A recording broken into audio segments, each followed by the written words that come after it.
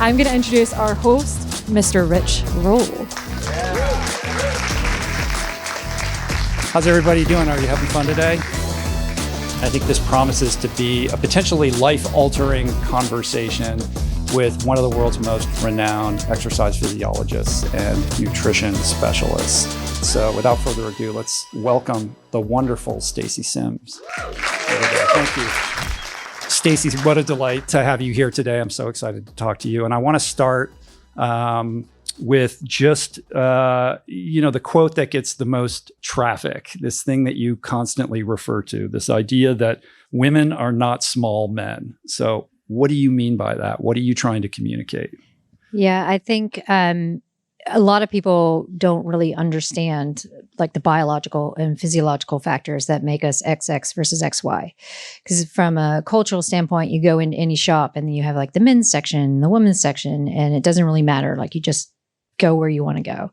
But when we're looking at scientific research, we're looking at health outcomes, we know that most of the research in health and sports science has been done on men and generalized to women. Even small things like aspirin for heart attack. There were no women who were in the original study. So they were looking at men and generalizing to women.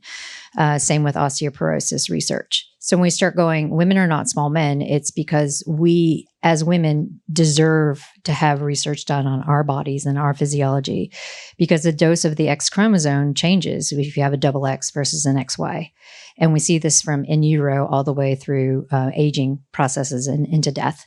So the women are not small men kind of started as a funny when I was teaching in the afternoon and trying to wake my students up. And I was teaching sex differences in training principles and practice. And it's like, women are not small men, and this is why in the cardiovascular system. And then when I started a sport nutrition company way back, we started with a women's line, and the tagline was "Women are not small men" to differentiate. And then that just became a resounding mantra for so many people.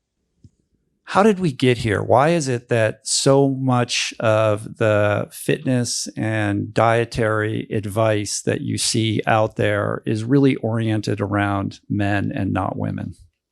This is more of a historical kind of question to ask. If we think about the origins of medicine and science, women were not invited into the room because they were, as much as I love Darwin, I also don't like him because he said women had smaller brains.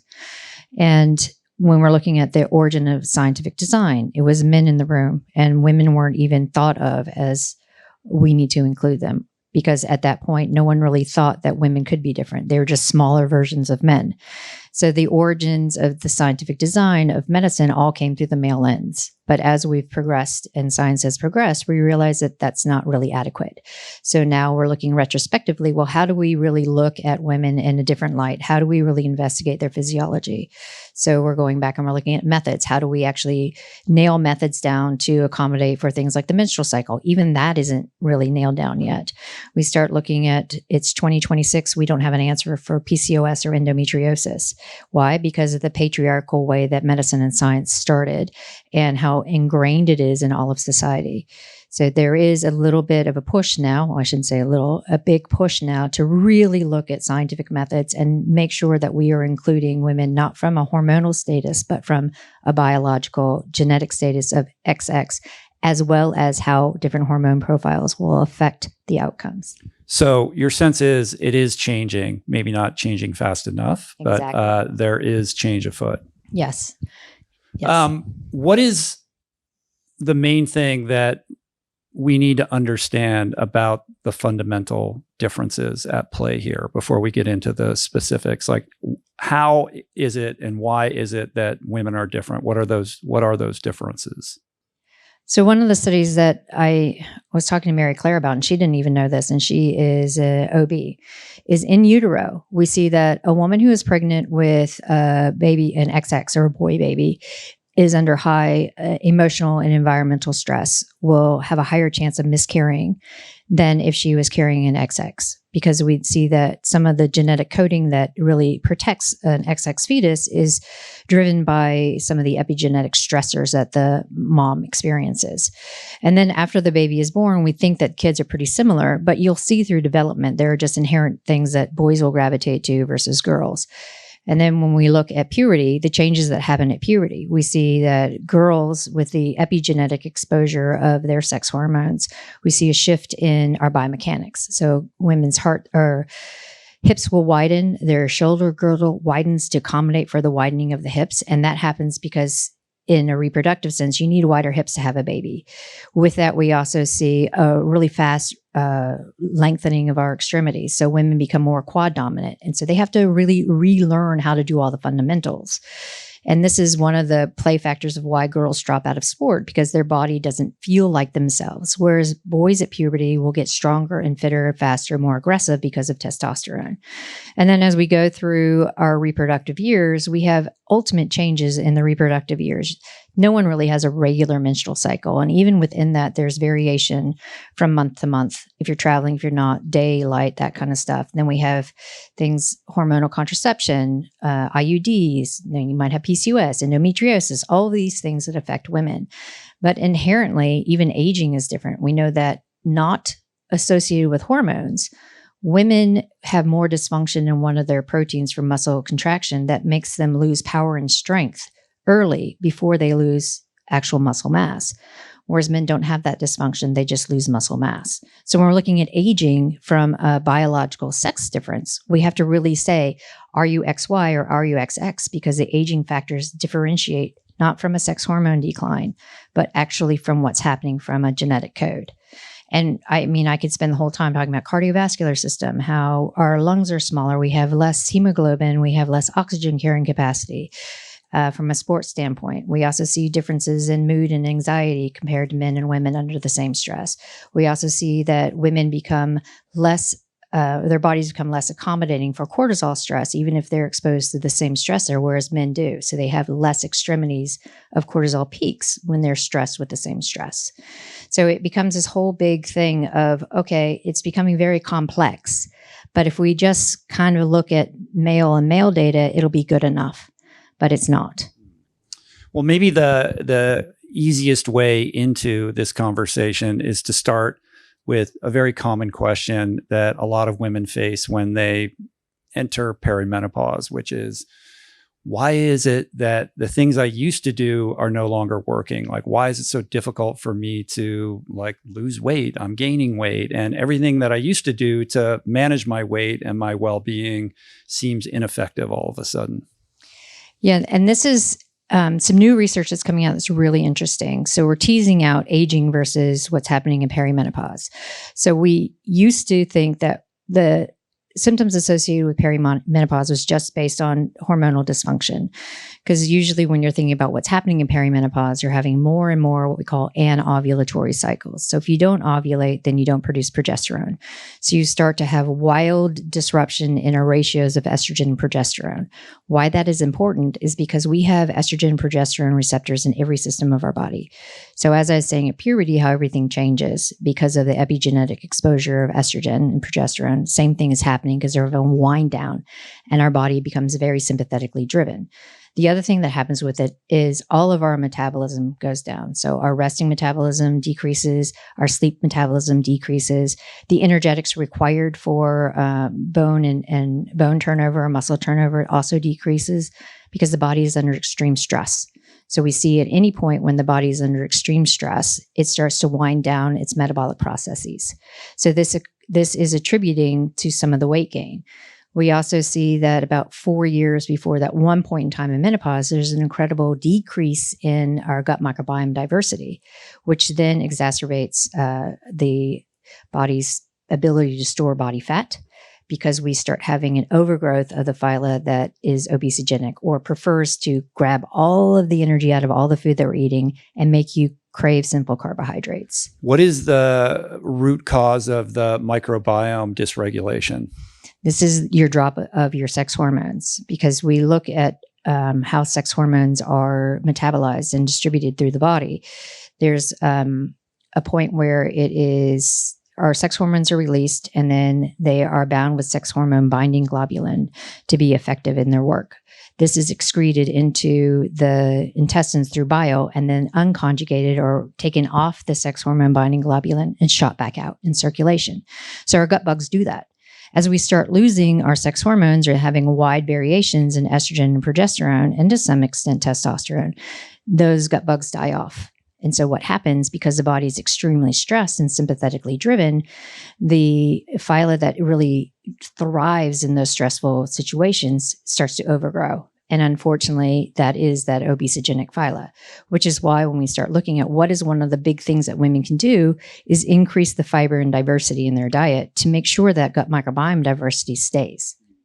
And also downstream of these hormonal shifts is, correct me if I'm wrong, is this signaling to the body that it needs to conserve its fat and its energy stores, right? So Yes. in conjunction with the kind of microbiome changes is that hormonal signaling that's leading to a retention of that like visceral fat and belly fat. Yes, and we know that estrogen is a very strong anti-inflammatory agent. And so as that starts to decrease, we have a conversation that is happening between the liver and free fatty acids.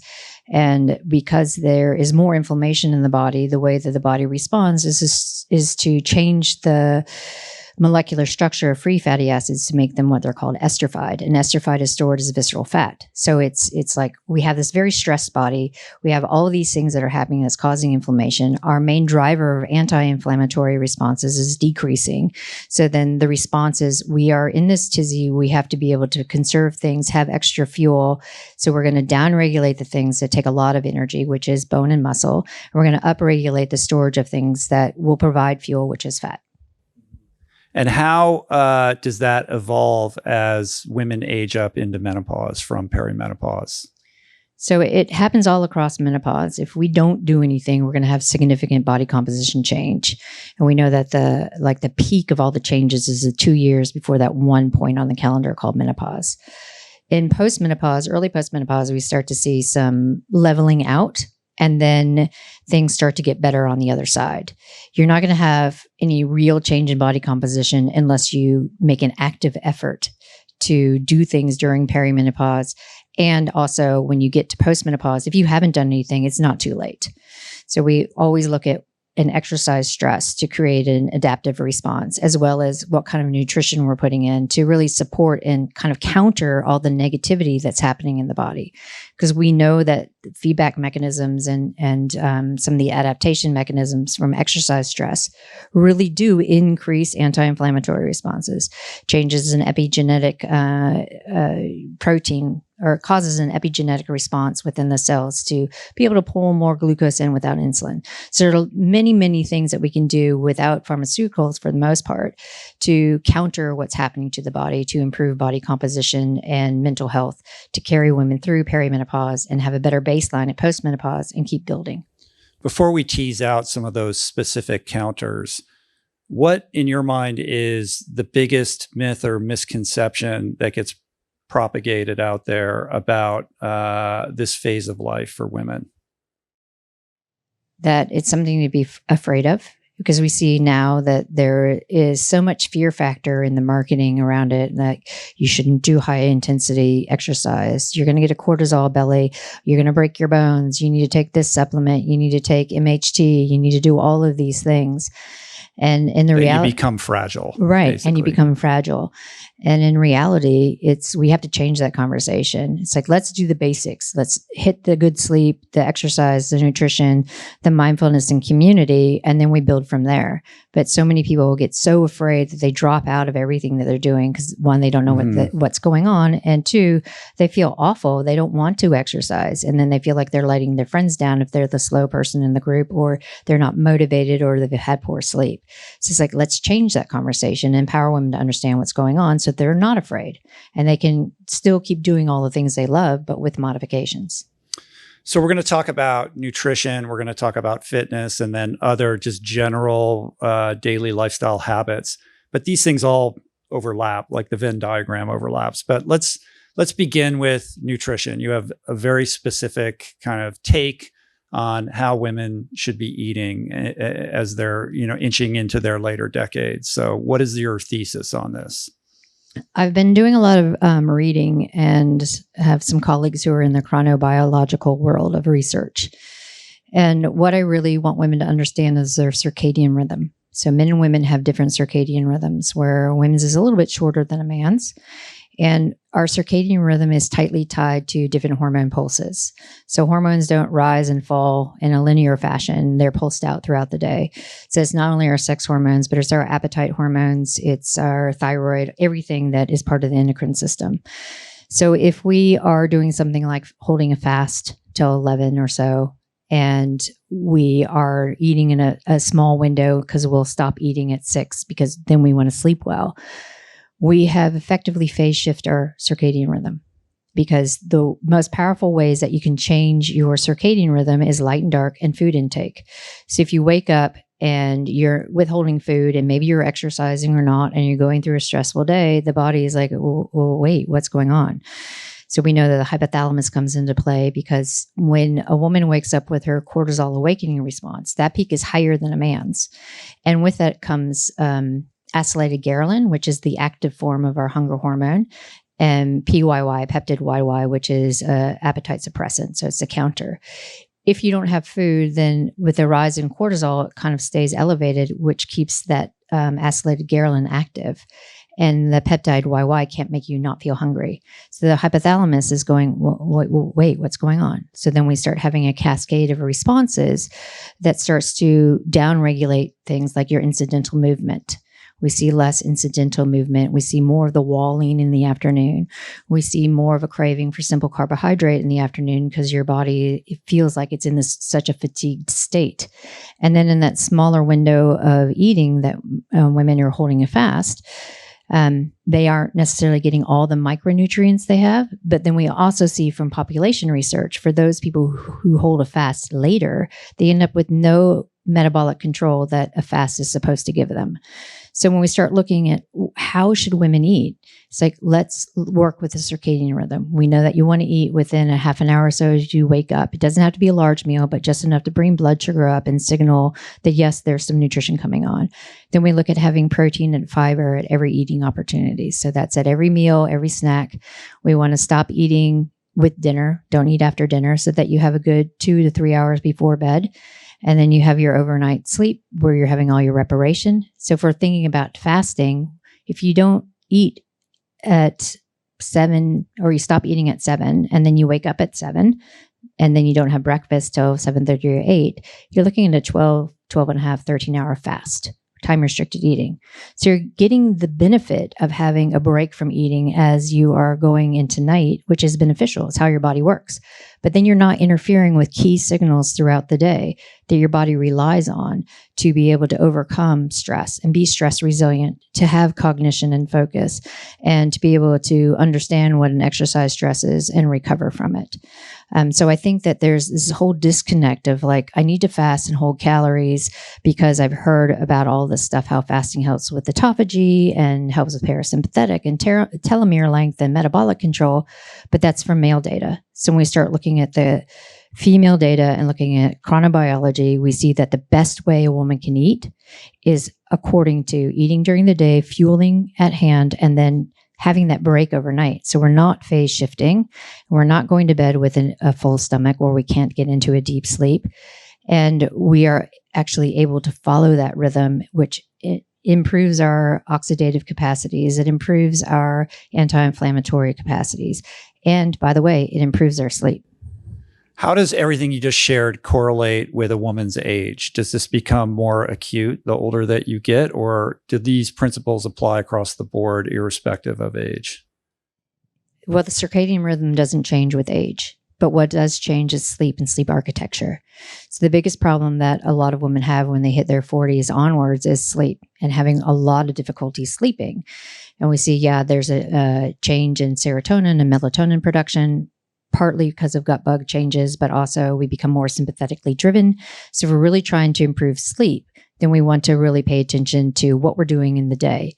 Because if you're eating well in the day and front loading calories, then you aren't going to be sympathetically driven and unable to get into a parasympathetic response for good sleep. Why do we want good sleep? Because we can't have any kind of metabolic or body composition change if we have poor sleep. And that's the biggest fleeting factor, especially when women get into perimenopause with changes in body comp and the inability to sleep, and then they're fighting back and they're trying fad diets or they're trying to hold a fast, and it's interrupting sleep even more, which becomes this big cascade of events where it's like, just hold up, let's look how the body works. Let's look at that circadian rhythm. Let's work on sleep, because once we get sleep nailed down and become more stress resilient, your body can start making changes. It seems like those principles would apply to men also. You would think, right? But we see that phase shifting is more difficult in men because they are not as sensitive to calorie changes and nutrient density as women are. I pull a lot of the examples out of what we call low energy availability, which is really high in active women and men. And we see that the calorie kind of intake bare minimum for women before they start to have dysfunction is around 30 calories per kilogram of fat-free mass, but for men it's 15. So we're looking at the baseline level for nutrient needs. It's different. So men can hold a fast and they're not going to get dysregulation. They're not going to have necessary changes in their pulses because it's not as strong of a stimulus for change as it is for women. It becomes more of a protective factor from a biological standpoint. If there isn't a lot of nutrition around, women's bodies start to really conserve. Right. So the translation is basically, if men are undergoing some kind of fasting protocol, intermittent fasting or whatnot, they're able to lean out and still maintain or build lean muscle mass. Whereas women's bodies, the signal is conserve. And so they're going to retain that fat. So the fasting is at cross purposes with the aim. Right. Granted, of course, there are outliers. Like if you have a really significantly obese woman, then fasting can be beneficial because they're trying to get control and we see that fasting can be more beneficial than severe calorie restriction. But when do we break the fast is the question, right? So if we're looking at a woman who is obese and trying to get control, it's not breaking the fast late. It's breaking the fast early and then having the fasting window or the eating window in the day and then stopping eating at like 4. So you have a longer overnight fast. It's not about working in the morning, because even in women who aren't active, they still have this circadian disruption. Yeah, that was my question. I mean, obviously, if you're obese, that's a setup for a cascade of all kinds of lifestyle ailments. And I can understand why a fasting protocol would be efficacious in that regard. But what about, like, how much of this is applicable to someone like yourself who is super fit, very active, versus, the average 40 plus or 50 plus year old woman who, does enough here and there, but also is, working full time and is a mom and has all of these other kind of stressors or pressures in their life? Like, is there a use case where fasting might be beneficial from your perspective, or you're taking it off the board? I'm taking the traditional idea of holding your fast till 11 or 12 off the board. And that is, I'm like, I look like I'm really super fit and everything, but I'm not. I'm the mom who's rushing around and have a really hard time maintaining mass. I don't have a lot of time to train. But no, across the board, it's like sun's out, guns out. I wish. Stacey. Yeah. No, I got harassed last weekend because I wore a jacket on stage and people were like, where are your arms? Oh, yeah. I didn't know it was a thing. But no, if we're looking at like the traditional case that I have that'll come see me and say, I really, really need help, is a woman who is in her mid 40s, has 2 kids, super busy, having intermittent sleep issues, highly stressed, exercises when she can. She's trying to, eat clean, do all the things. And she's like, help. But then it's like she leans into, it's really easy not to eat first thing in the morning because I'm so busy. I have a training session with my friends, or I go to the gym at 5 and I get home at 6. And then I get the kids up and get them out the door. And then I have meetings and emails. And then it's like 10 o'clock before I've had any food. The very first thing that I do is like, let's re-examine the morning. Yes, I'm not going to have you have a full meal before you go work out at 5 or 6 in the morning, but let's have something really small. We know that Abby Smith-Ryan, who's a researcher at UNC, has done research in this and shows that just 10 grams of protein before a strength training program significantly helps avoid phase shift and improves exercise adaptations. If you're going to do cardiovascular type work, like a circuit, or putting in some Metcon in there, adding 30 grams of carbohydrate to that does the same thing. So we just look, it's like, how do we support the body in the times of stress where it actually needs nutrition? because then we're avoiding any kind of phase shift. And when women start to adopt that, and even if it is just the infamous protein coffee, they're like, oh my gosh, I feel better in my workout. I have more clarity in the day. I have energy. Then when the 3 o'clock slump comes, I'm not craving simple carbohydrates. I can actually reach for something that's good, so that when I get home, yeah, I'm stressed and I'm tired from the day, but I'm not at that tipping point where I just can't deal anymore. So it becomes really important for the normal, really highly stressed woman to acknowledge the fact that not eating is not good. It doesn't make you stress resilient. It actually exacerbates the condition. But you can imagine the vicious cycle of, oh my goodness, I'm putting on weight. I'm working out more than I used to, and I still can't seem to manage this. So I'm going to eat less, or I'm going to skip breakfast, and then, that impairs appetite control later in the day. And you have all these sort of, kind of energy lulls, et cetera, and you're just compounding the problem. 100%. See it all the time, especially in the age group of women who are in mid to late perimenopause, postmenopause, that grew up with the supermodels and the Kate Mosses and the ideal that skinny is best. And I hear the rhetoric all the time. I'm just trying to lose weight. But in order to lose weight in a highly stressed situation, or not even a highly stressed situation, you need food. So when I tell people you actually need to eat more to lose weight, we need to look at the quality and not volume of training. You actually need to eat more. And it's a mind switch. And people are like, what? I need to eat more? I'm like, yes, but it's not like calories. We don't talk about calories in, calories out. We talk about the quality of the food and the timing of the food. And once we start getting that in place, then the body composition changes. In the Stacy Sims hierarchy of needs, though, sleep, it seems, is at the top of that pyramid. Mm-hmm. Nutrition and exercise can inform your sleep hygiene, but first things first, you got to dial in your sleep. Yep. Yes, you do. One of the things you have also said is that women are often more metabolically flexible than men. So what does that mean? I mean, you're dancing around it and everything that you've just shared, but maybe just drill down on that concept. So when we talk about metabolic flexibility, this is where a lot of the zone 2 stuff came out. Like, we need to be able to train our bodies to burn more free fatty acids. And we look at this is where we have sex differences, not hormone factors. Sex differences that occur within the muscle itself. So women are born with more of the endurant type fibers, so our slow twitch fibers. We're also born with more mitochondria, protein for mitochondria respiration. So that means a more robust ability to use free fatty acids. This is why we see women can go really long and slow without so much fuel. Men, on the other hand, are born with more fast twitch and glycolytic fibers. And so they actually have to do more of the long, slow training to enhance their fibers to be able to build more mitochondria, to be able to use more free fatty acids. The other thing is, when we look at our reproductive years for women, they go through times of relying more on carbohydrate versus relying more on fat, depending on ovulation and progesterone. Because after ovulation, the body is taking a whole bunch of carbohydrate to grow this really lush uterine lining in case an egg is implanted. So we have more glycogen being stored in the uterus than we do in the muscles.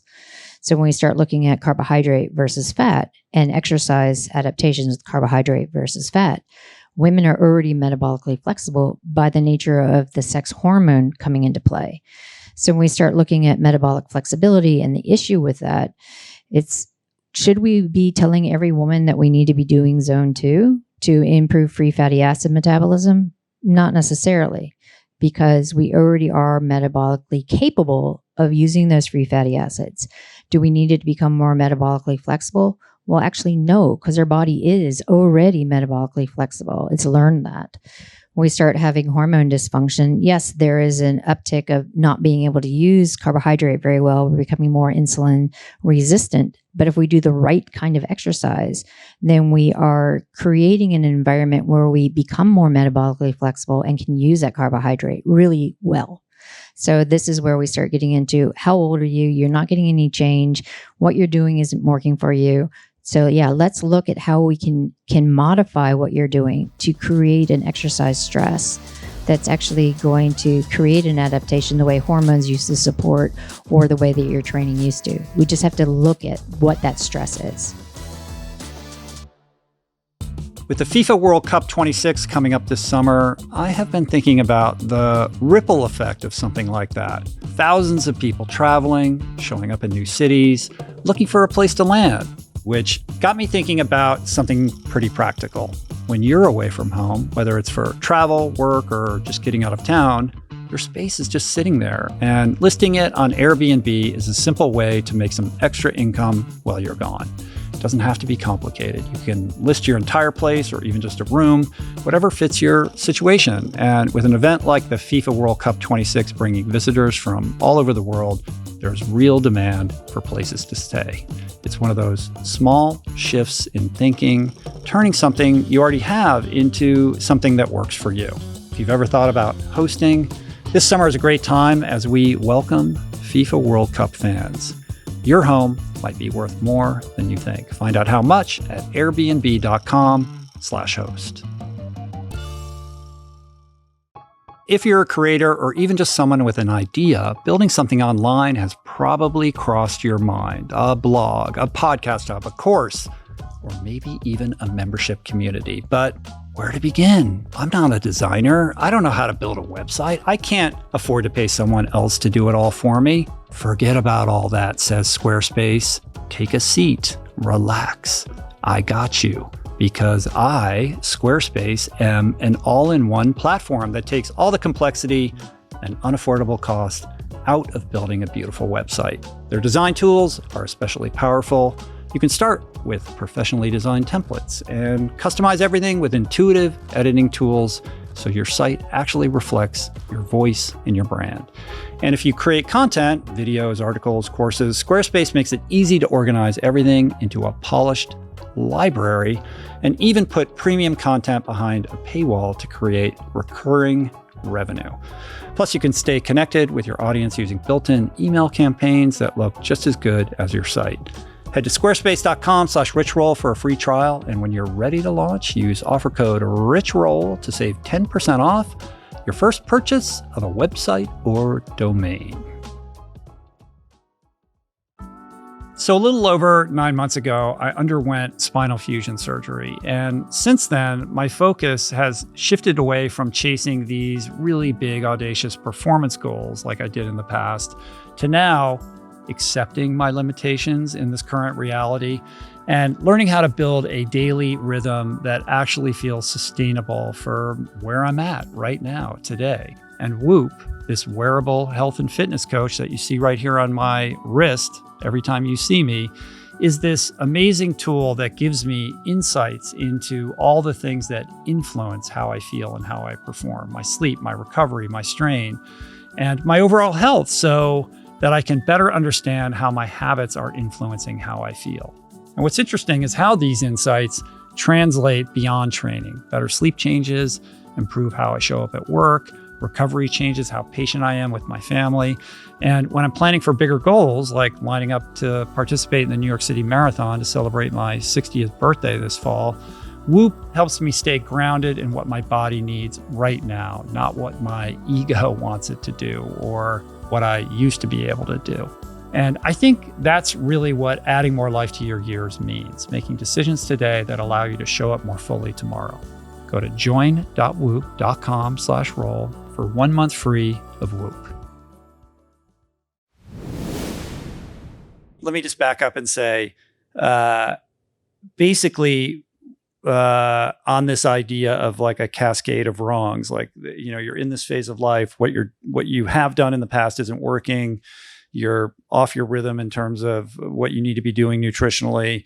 But you're kind of, you know, literally and figuratively on this treadmill where you're just upping the cardio because that's the solution to the weight gain problem, right? And so the nutrition's off, the sleep's off, but you know, you're doubling down on all, you know, like the Orange Theory and the F45 and like all of these kind of like fitness classes. What say you, Dr. Stacy Sims? So I'm going to preface it with any movement is good movement, right? And I come from it from how do we optimize? So if I'm looking at a woman whose journey is, I'm just going to start exercising because I'm having all these changes and I don't know what to do, then yeah, do what you love. But if we're looking to optimize, we want to make sure that we're really polarizing the exercise. So this is where we're very specific in our interval training. We're very specific in the type of strength training we're doing, because we know that any beginner is going to get massive gains. But as you are more and more trained, you have to really look at what kind of stress you're putting on the body to get absolute change. So if we're looking at someone who has been a lifelong exerciser and has been doing lots of running, doesn't really like strength training, starts to have body composition change, and it's like, oh, I need to do some high intensity work. And her friend goes to F45, hey, come join me.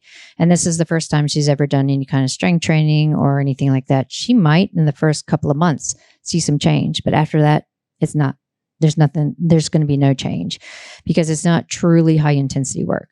So we're looking at an F45 or an Orange Theory. You're sitting 45 minutes at an intensity that isn't high intensity. It feels that way because we've all been conditioned to come out of a workout feeling really sweaty and wasted, but that's not effective. And I say that because when we look at the intensity needed to invoke change has to be really, really strong. This is a survival mechanism for the body. So if we're looking at high intensity exercise, 45 minutes is really moderate intensity. So it's not hard enough to be hard to invoke change. It's not easy enough to be easy for recovery. It just kind of puts you in the middle. So then we start to see an increase in cortisol. We don't have a post-exercise response for growth hormone, and we don't have a post-exercise anti-inflammatory response. We are sympathetically driven, so that doesn't help with sleep. So it becomes a continuation of the problem that we already have. So when we start looking at optimization, we have to look at, okay, high intensity interval training is really good when we do it right.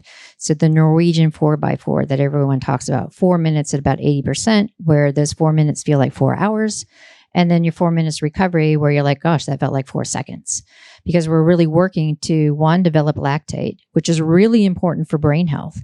But two, we want more metabolic control. So if we're holding a threshold intensity for 3 to 4 minutes, then our body's like, I need carbohydrate. So it creates a response within the muscle and in the cells to what we say translocate GLUT4 proteins. So it's taking proteins from within the cell, it's pushing to the cell wall to open up the cell wall so carbohydrate can come in without insulin. And if we do the stimulus enough, then we are reducing our insulin resistance, because now the body has more of these proteins, understands carbohydrate and glucose can come in without having to rely so much on insulin. And when we look at lactate, lactate is super important for women to produce because, one, we have less glycolytic and fast twitch fibers than men, but two, it's preferred fuel for the brain. And we know that there's a massive sex difference in things like dementia and Alzheimer's. And part of it is our brain metabolism and dysfunction that occurs with glucose metabolism in the brain. So if we're introducing more lactate and the body understands what lactate is, it helps equalize some of that metabolism, which is a reduction in a risk factor for dementia and cognitive decline. Did everybody follow that? You're going to be tested at the end of this. I need a flow chart. Yeah, I have plenty to say about that, but before I do, does anyone want any clarification on that, or do you have any questions that come up about what Stacy just shared? Just a question on interval training. You know, you say 45 minutes is too long, or sorry, maybe not long enough, but can you do effective training in shorter amounts of time? Can you do like a 30-minute workout that's as effective as 45 minutes or an hour? So is it just like the intensity level and then the break level that you need to dial in? Yeah, that's more it. So, I mean, like, if we're thinking about a 45-minute to an hour, in that you would have someone that warms up really well and then leads into really dialed in intervals. So we know it could be 1 to 4 minutes of variable intensity from 80 to 90% and variable recovery. So your whole work time within that might be 20, 25 minutes with your interval and your recovery. So then if you have a long warm up and a cool down, you could easily fill up an hour. But when we're looking at the classes, they don't do the interval part rate. So if anyone's ever been to an F45 or an Orange Theory, I know they already have targets on me, so I'm happy to talk about them now. They're all about go, go, go, go, go, go, go. And they don't really explain what you're supposed to be doing or how you're supposed to be feeling. It's all about the fast movement. It's about the sweat. It's like go, go, go from station to station to station. So you're not really doing the interval properly. So this is why when you're looking at those classes, yeah, it's a sweat sesh, but what did you really get out of it? For me, I don't want to take it away from people because it's their social connection. So I tell them, if you understand what you're trying to do and you go to these classes, you can modify those classes for yourself. So, F45, instead of doing more reps with less weight, why don't you use that interval and lift heavier with less reps so that you can make it work for you and your body and still get that social connection? And we're seeing that happening more and more and more in these classes where people are owning it and saying, I know I need this for my body. And I don't want to give up the time I have with my friends or the camaraderie that comes. It's just, what are you doing specifically for that interval? Thank you. Yeah. The TLDR of all of this is women need to be lifting heavy weight more. They need to be doing true high intensity training. And that should be mixed in with, some polarization, some zone 1, some walking. Mm-hmm. From my perspective, this gets translated, and help me clarify this. This gets translated on the internet to stop doing zone 2 and just lift heavy weights. And if I could translate a little bit what you just shared, which I'm totally on board with, basically what you're talking about is most people are, generally unbeknownst to them, engaging in like zone 3. They think they're doing zone 2 or zone 5. Mm-hmm. So they're in that gray zone where they're not really developing their aerobic capacity, getting that mitochondrial density, recruiting those slow twitch fibers, and increasing their ability to utilize fat for fuel. And they're also not going hard enough to get the stimulus to increase muscle mass and bone density and the like. And when you're in that middle zone and you're new to fitness, you will, like all movement's good movement, Right. you will have gains and you will get more fit, but you will quickly plateau. And people who are in that zone either think they're doing the hard work or they think they're doing the zone 2 work, and they're not doing either. Right. I mean, I've had people come after me and go, you're such an absolutist and you're telling women things they can't do. You can't do zone 2. You can't do this. You must do lifting in the heavy range and you must do interval training.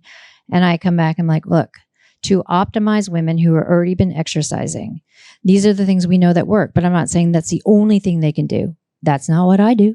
I go to the gym 3 times a week specifically for lifting. It's taken me a very long time to learn how to lift heavy properly. And I'm also adding plyometrics in there because one of the other things that you really lose as you get older is proprioception and the ability for power. So it's like, let's work some plyo in there. On the weekend, you're not going to find me at home or in the gym. I'm either going to be out ocean swimming for a couple of hours because we have a 7K loop, or I'm going to be on my gravel bike. None of that is zone 2 or zone 5. It's my soul food. So when we're looking at optimizing, and for women who have a very short amount of time, and let's face it, every woman and man who get up on purpose to exercise at, oh my God, it's still night, is an athlete in my mind. And I want people to think like an athlete. And from being an athlete that there's a specificity for every session that you do. So I'm like, I'm not going to tell you that you have to do high intensity interval training every day of the week and then throw in some heavy strength training. That's the only thing you can do. Let's look, how many days do you have to exercise in a week? Let's optimize. If we hit 2 high intensity sessions and we have 2 heavy lifting sessions, that's great. So what is that? Maybe an hour and a half to 2 hours of your entire week. So what are we going to do the rest of the time? Let's move how you want to. I don't want to restrict anybody, but we're looking to optimize for brain health, for bone health, for muscle. These are the things we know that work inherently really well for women who are not only having an age factor that diminishes muscle power and capability as well as bone. We also have a fluctuation in our hormones that also affect those same systems. So let's look at how the body is aging and going through perimenopause and use things to optimize the body for change. So women lifting heavy weight. I know. What do you say to the woman who says, I don't want to do that because I don't want to get all bulked up? I know. I hear this all the time. You won't get bulky. If you have a genetic predisposition for putting on a lot of muscle mass, then yeah, you probably will. But it's really, really difficult for women to get bulky. And when we start looking at the power-based end of ranges, which is your 80% of one rep max, and we're looking at that heavy load, it's a neuromuscular connection that we're after. We're looking at how is the nervous system now going to come down and stimulate the muscle fibers to create a really strong contraction and a powerful contraction? We want to lift a heavy load so we have a neuromuscular connection, because estrogen is not there on your side anymore. And when I talk about myosin dysfunction, which is you have actin and myosin as your two contractile proteins, the form of myosin becomes dysfunctional with age, as well as a drop in estrogen. So with age, we want to do some heavy power-based stuff. When we lose estrogen, same thing, because then we are changing the molecular or the isoform of myosin so that it will grab onto actin the way it used to. And this is why the basis of that power-based stuff is really important. But the other thing is we see from a randomized controlled trial that came out last month that those people who lift on the heavy end, both men and women, lift on the heavy end, get more prefrontal cortex neuroconductivity. So that means they're actually empowering the neurons in the prefrontal cortex more so than those people that are lifting moderate weight or body weight. Those people who are lifting moderate weight and body weight do affect other areas in the brain, and it's like BDNF increases. We have a little bit more connectivity, but only the heavy end of lifting really does affect the prefrontal cortex. So there's a neuroplasticity aspect of this. Exactly. And essentially what you're saying is as estrogen goes down, you need to replace that stimulus with a central nervous system stimulus, and lifting heavy weights accomplishes that. Yes. And then you can look at, we get that increase in our neuromuscular stimulus and this pure strength and power. And then if you really want to try to put lean mass on, you have to eat a lot, and you have to be in the gym a lot, and you have to look at what are some of the other rep ranges to cause hypertrophy. Because I think the confusion in this space is people are missing the mark when they're talking about strength and resistance training, where people are thinking about building muscle mass is also strength. Yes, you're going to get strong, but you're not going to get as strong as if you were to stay at the lower end. And the way I try to get people to understand this is you can train to do 50 push-ups. Are you going to have more strength? A little bit. Are you going to have a lot of muscle mass and endurance from that? Yes. I'd rather you train to do 10 push-ups with a 20 kilo pound on your back, or a 20 kilo plate on your back, because then we know you're going to be strong. Are you going to have more endurance? Yeah, a little bit. Are you going to have more lean mass? Probably not that much, but you're going to be really strong and powerful. And that's the eye that we want for women, because we know that power, strength is really, really important for longevity. It is a critical factor for how we age and our proprioception. So I'm now at the point where I'm like, let's optimize women, not so that they are in the moment now. Aesthetics, yeah, that's part of it. But we know that women live for a much longer period of time than men, but in really poor state of health. So all the things we do now is kind of banking that we aren't going to get in that poor state of health. We're doing everything to protect our bones, our muscle, our brain, our heart. And these are the things that women need to start thinking about. To get really specific, like how many reps, like you're going into the gym, okay, how many reps, like how do I set the weight? How many reps should I be able to do? How many sets of those exercises? Like what would be a typical like routine? Like on this day, I do these muscle groups and I do this many sets of this and that. Like, what does that look like? I mean, obviously it's customized. It's very specific to the person, but in a general sense. So this one is hard to answer. Every woman's journey is different and how they approach weight strength training.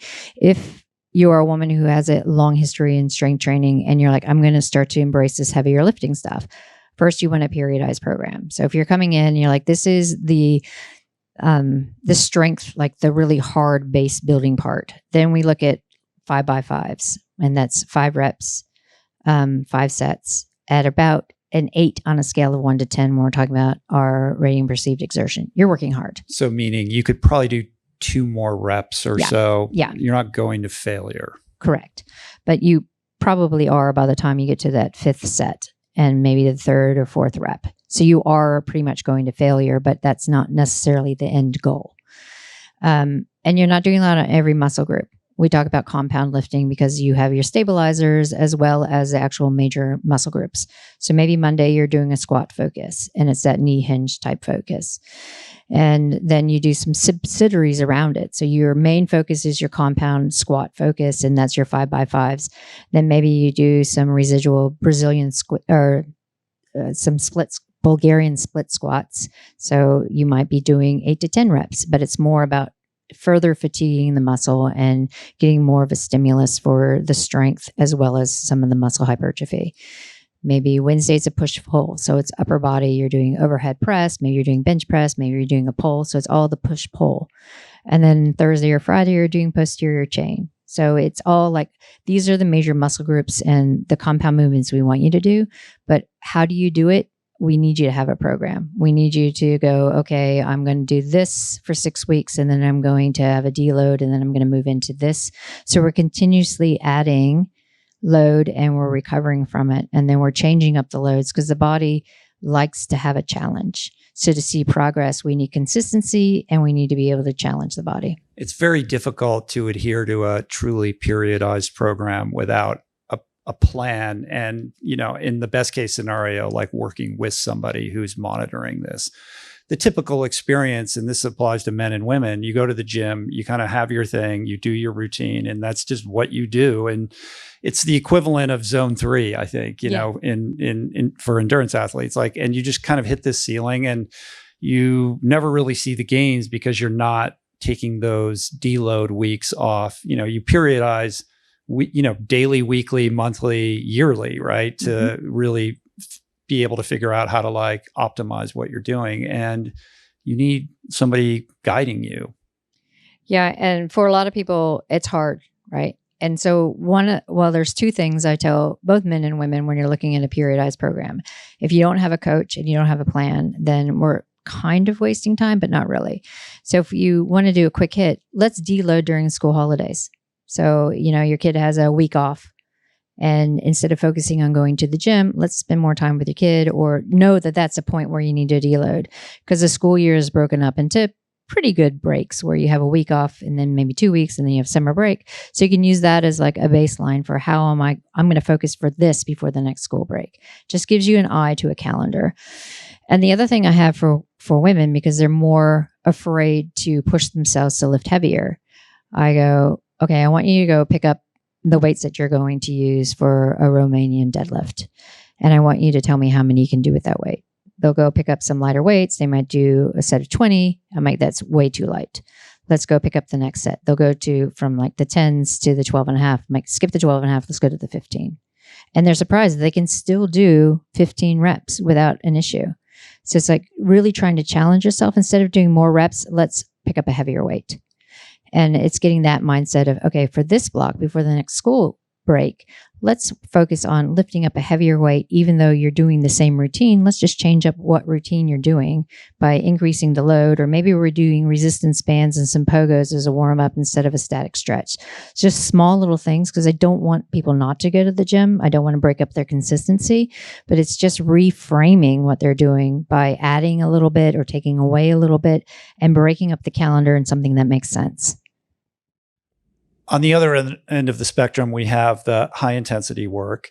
You mentioned the Norwegian 4x4, everyone likes to talk about that. That's just one example of many. Many, of course.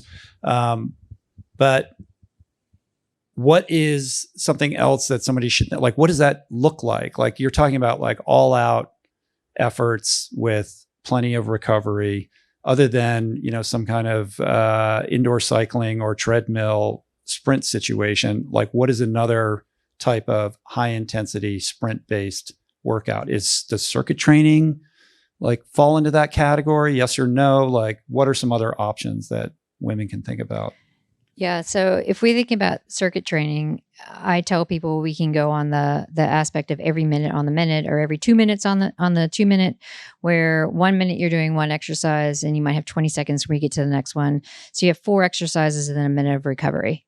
And then you might do that 2 or 3 times. And you can do that outside on the playground, right? You could do air squats, and then you can go into hang on the monkey bars. You can do walking lunges. You can do some sit-ups. There's lots of availability. Rebecca Rush, she goes and she lifts rocks on a run. So there's lots of things you can do outside of the gym. And it's about the intent and the intensity. It's not necessarily where you are that you have to do it. So gym intimidation is real. I get gym intimidation depending on where I am in some things. And I've been in and out of gyms since I was 16. So I know gym intimidation is real. So I'm not going to push every woman to go to the gym. Might not be time effective. Also, fear factor. So let's look. Okay, maybe we start with 10 minutes in your house and we're just doing body weight circuits where, again, we're doing 30 seconds on, a minute off. Maybe we're doing a minute on, a minute off, just starting slow. So it does become more feasible when people start to think about that. It's not about running for 2 minutes on the treadmill, jumping off and doing 30-second kettlebell swing, 30 seconds off, and then getting back on. Like that's more personalized and really high intensity. But if we're a woman who's just starting this journey and she's used to walking for 5 miles in the morning or 3-mile loop, during that walk, let's pick up the pace. Or maybe you have some stairs. Instead of avoiding the stairs, let's do a couple of ups and downs of the stairs. So that becomes an intensity factor. Or you're meeting your friend in the park to walk your dogs. Well, let's do a body weight circuit while we're there. You walk to the end of you're going around a lake, you get to a certain point in the lake, and both of you stop and you do some jump, some air squats, or maybe do some jumping lunges. So there's lots of ways that you can fit it in. But I think we've all just been so conditioned that high intensity means XYZ in the gym, and strength training has to be in the gym or has to be, in a personal training session. But it isn't like that. It's like, it's available to everybody. We just have to know who the person is, the personality. Do they need a buddy or not? Would they like an app or not? Do they want to go to the gym or not? Are you more of an outdoor person? I go to the gym so that I can be strong enough to do things I love to do outside. I didn't go to the gym because I love it. I go to the gym for protection against injury. So there are a lot of people who are like, I don't want to go to the gym. I want to be outside. Great. Let's see what can we do outside that's going to hit these marks.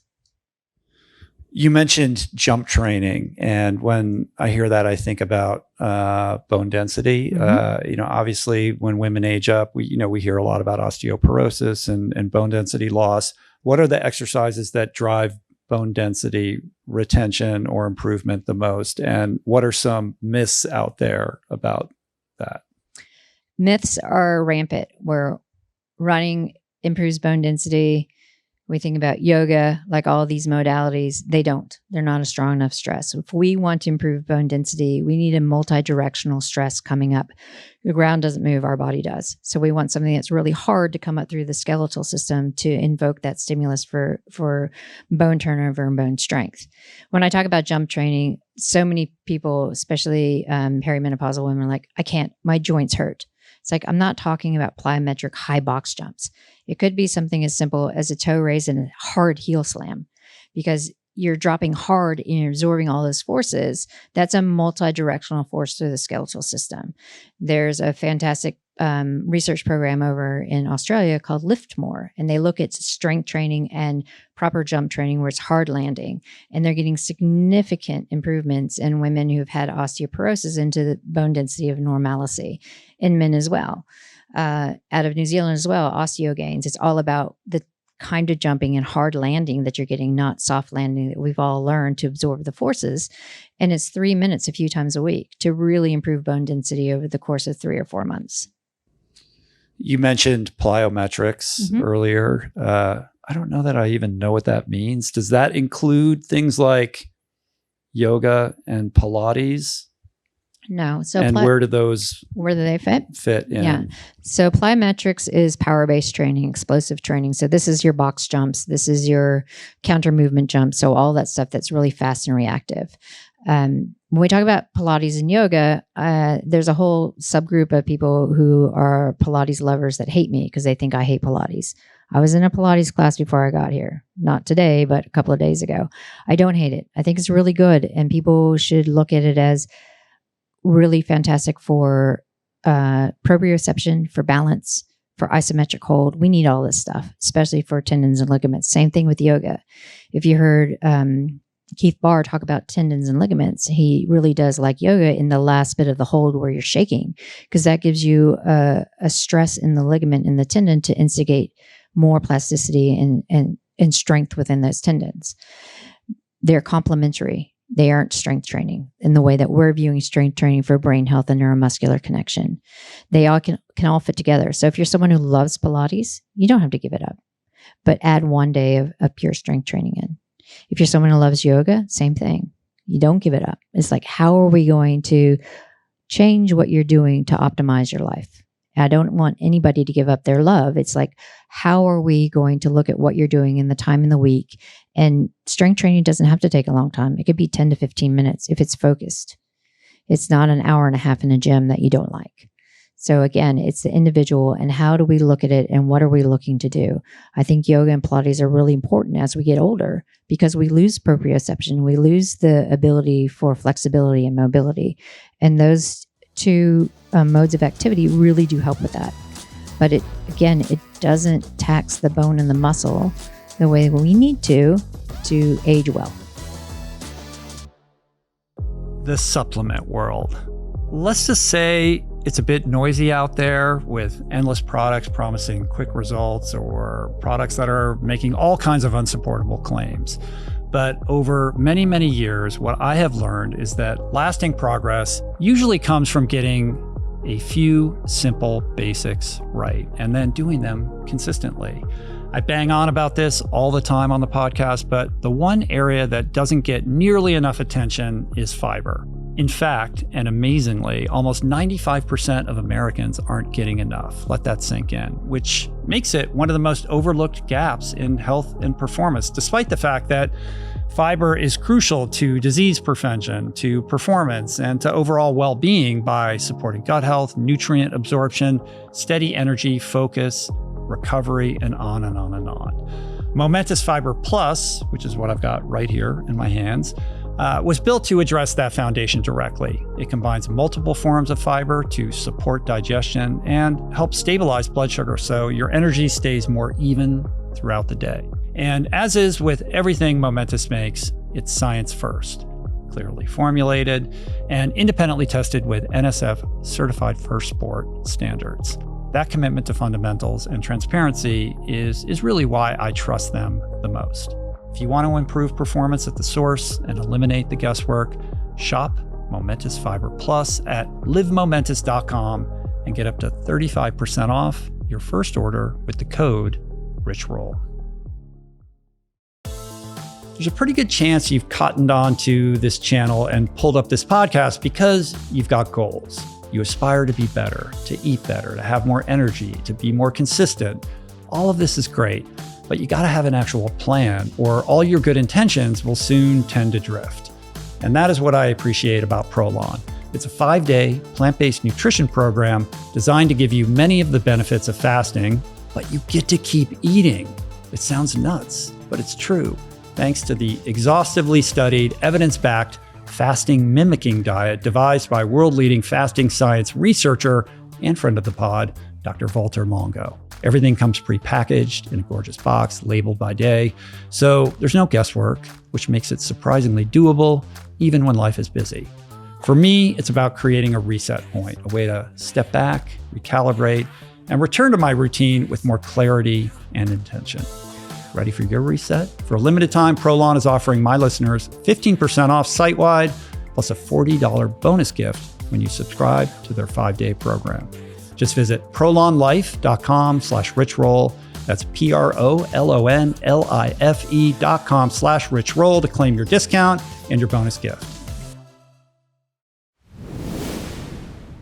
From a weight management perspective, what is your message to the person who says, you're asking me to dial back my favorite aerobic exercise that I've relied upon for decades to keep my weight in check, and you want me doing 3 to 5 reps of these heavy weight? Like, how is that going to impact like my bottom line, which is like, I got to keep the weight, down. Yeah. I like to talk about what we stand to gain, not what we stand to lose, because in the diet culture, it's all about weight loss and it's fat loss. I'm very conscious not to say those words. I don't use them on my YouTube channel. I don't want to instigate anything about loss. I want to think about what we stand to gain if we get into the weight room. We stand to gain muscle. Muscle is a very active tissue that helps regulate all sorts of things, body weight, our blood glucose, our immunity, just so many things. We get in the gym, we're also protecting our bones. So we stand to gain so much more from those few times in the gym than we do pounding and increasing cortisol, doing our favorite aerobic 90-minute aerobic session. And when we start thinking about what do we stand to gain when we're in the gym and gaining all those things for brain health and muscle health and bone health and longevity versus what we stand to lose if we stop doing the 90 minutes, we actually aren't losing if we stop doing the 90 minutes. We're gaining so much more because if we're looking at the more muscle that we have and the more muscle centric we are, the more that your body composition is in a better place. And it's really hard for all of us that grew up in the idea of 90-minute step aerobics and going for a massive long run on the weekend and all of these things to keep our weight in check, or doing fasted training because it keeps our weight in check. When we get this mental shift of being in the gym to help with all of that, it's time effective. And we also see significant body composition change, but it is a significant work on the brain to do that. A lot of times the buddy system is really helpful because you don't want to let a friend down if you're both starting on this journey.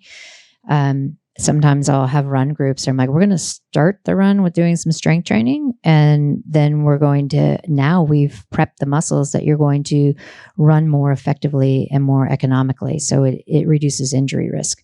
So then we can lean in on, we want to reduce injury. You want to improve your running form for the things that you love. Let's do these preps and let's stimulate the muscle in a way that it does. I made a big to-do about this being participatory. I don't think I've actually lived up to that. So let's get some questions. Yeah, there's one in the back there. I was just curious regarding what you were saying earlier regarding circadian rhythms and how it pertains to the optimal time for women to fuel and, start their day with nutrition and everything else. How does that factor into training schedules? Is there an optimal time of day for women to train, and how does that compare with men? I don't know. That hasn't actually been done from a research standpoint. We know from behavioral standpoint that anybody who exercises first thing in the morning is probably going to stick with what they're doing. We also see at the end of the day tends to drive a little bit more low energy availability and sleep disruption because people are going into a session not that well fueled, or they come home and it's too late. They don't feel that hungry, or they feel hungry an hour before bed, so they overeat. And that's both men and women. So from a behavioral standpoint, we always try to say, let's do more in the morning if we can, but really fit it in. And if you have to do it at night, there are things that we can do to help mitigate metabolism and help with the refueling and help with sleep. Thank you. We need some women questions. Yeah. Okay. Thank you. I have a question. This is Sarah. Thank you for basically outlining my upcoming nutrition and workout plan. You're welcome. That'll be $1,000. Yeah. Thank you. So for the interval piece that you're mentioning, you just kind of mapped a few different versions of that. Are there specific modalities or movements within that interval plan that you would consider more optimized than others, right? You mentioned a few movements in there, but is cycling versus running versus mixed movement more optimized? Whatever you like, whatever's going to motivate you. If you're learning how to go super hard, I always tell people to get on an assault bike with a friend next to them, telling them, go, go, go, go, go, go, because you cannot cheat on an assault bike. Once you know what that feels like, then anything goes. We are very behind on the research, and women's bodies are complex. How do we get there faster so that we can know more and make more advances in women's health? This becomes a group of people working together, because we see, especially in academics or in academia and in the research world, there's lots of silos and people are like elbows out. This is my realm. But there is quite a group of us that are coming together to really try to close that gap. Finding that I'm an expert in one thing, but I'm not an expert in all the things that Emily's an expert in. So it's like, let's gravitate and bring all of us together, because we can really put an impact on and have a louder voice and find money and grants and distribute it. And then part of it is we're launching a company about that same thing, where we're going after AI and we're really vetting research to be able to give output and insight for women that's going to drive research and improve the touch points. So there's behind the scenes where we're all really trying to close that gap and address the funding issue and find innovative ways to actually go after that. But it isn't an individual, it's a team. And we're finding that there is a really good group of men and women who are doing research in this space that are coming together and being complementary to really hone in and try to close that gap. And in the different areas, we have the oncology area that is really booming with all sorts of different techniques. And you have a lot of researchers coming together to help each other. Same in the sports space, same in the reproductive rights and reproductive research space. So it's an exciting time. Hi, thanks. Stu Ambrose. I'm the dad to a 14-year-old young woman, and I want to be the best parent. I want to be the greatest parent I can to her. What are some habits that I can help instill with her and support her in? And as she's in this part of her growing up. Girl dads. I love girl dads. My husband's a girl dad. So one of the biggest things is communication. A lot of times girls will shut down, especially with their dads. So if you just have we still instigate family dinner every night and have conversation. So it's like, how was your day? What were some of the high points? What were some of the low points? And then at night having conversation with her and I, she'll offload. I'm like, just vent. I'm not going to fix. So when they know that you're a safe place to vent and not looking for solutions, or they know that they can come to you and say things and not be judged, it's really important, especially as they're going through their teenage years. There's going to be ups and downs. They're going to have all sorts of mood swings. But if you're just consistently there as someone who's not judging and they can vent, it's like I told my daughter, when you get to the point where you might be going to parties and you feel unsafe, call me. I'm not going to judge. I'm not going to get mad until maybe the next day. But I don't tell her that. She'll know now because she'll watch this. But it's just really important to understand that both physically and mentally is an enormous change right now. And we want to do everything to foster a positive environment. So it's like we don't have any kind of body language in the family. So we talk about being strong and how fast you can run and all the things that she loves for soccer. We don't talk about food in a negative way. If you want chocolate, you can have some. It's a sometimes food. Just remember your soldiers don't want to grow on sugar. Her soldiers are your immune system. So just really coming to a place where I understand you. I got you. I'm not going to judge you unless I really have to because I'm the parent. But for the most part, that undercurrent of just being supportive goes immensely far. And then the other thing that is really important is your phone. Put it in the phone jail when you first walk in the house. That way you're not on the screen all the time, which becomes a habit for all of us. And then they lead by example, because if everyone puts their phone in the phone jail, then you end up with a very safe environment in the house. Thank you. You're welcome. Hi, I'm Meredith. I guess my question is about sleep. I am chronically a terrible sleeper, always have been. And in the last probably 10 years, it's gotten so bad that I am, and people around me are also like looking for ways to get through the night, to stay asleep, to go to sleep. And so it's like, there's pharmaceutical options, there's herbal options, there's, friends that can't go to sleep without a glass of wine.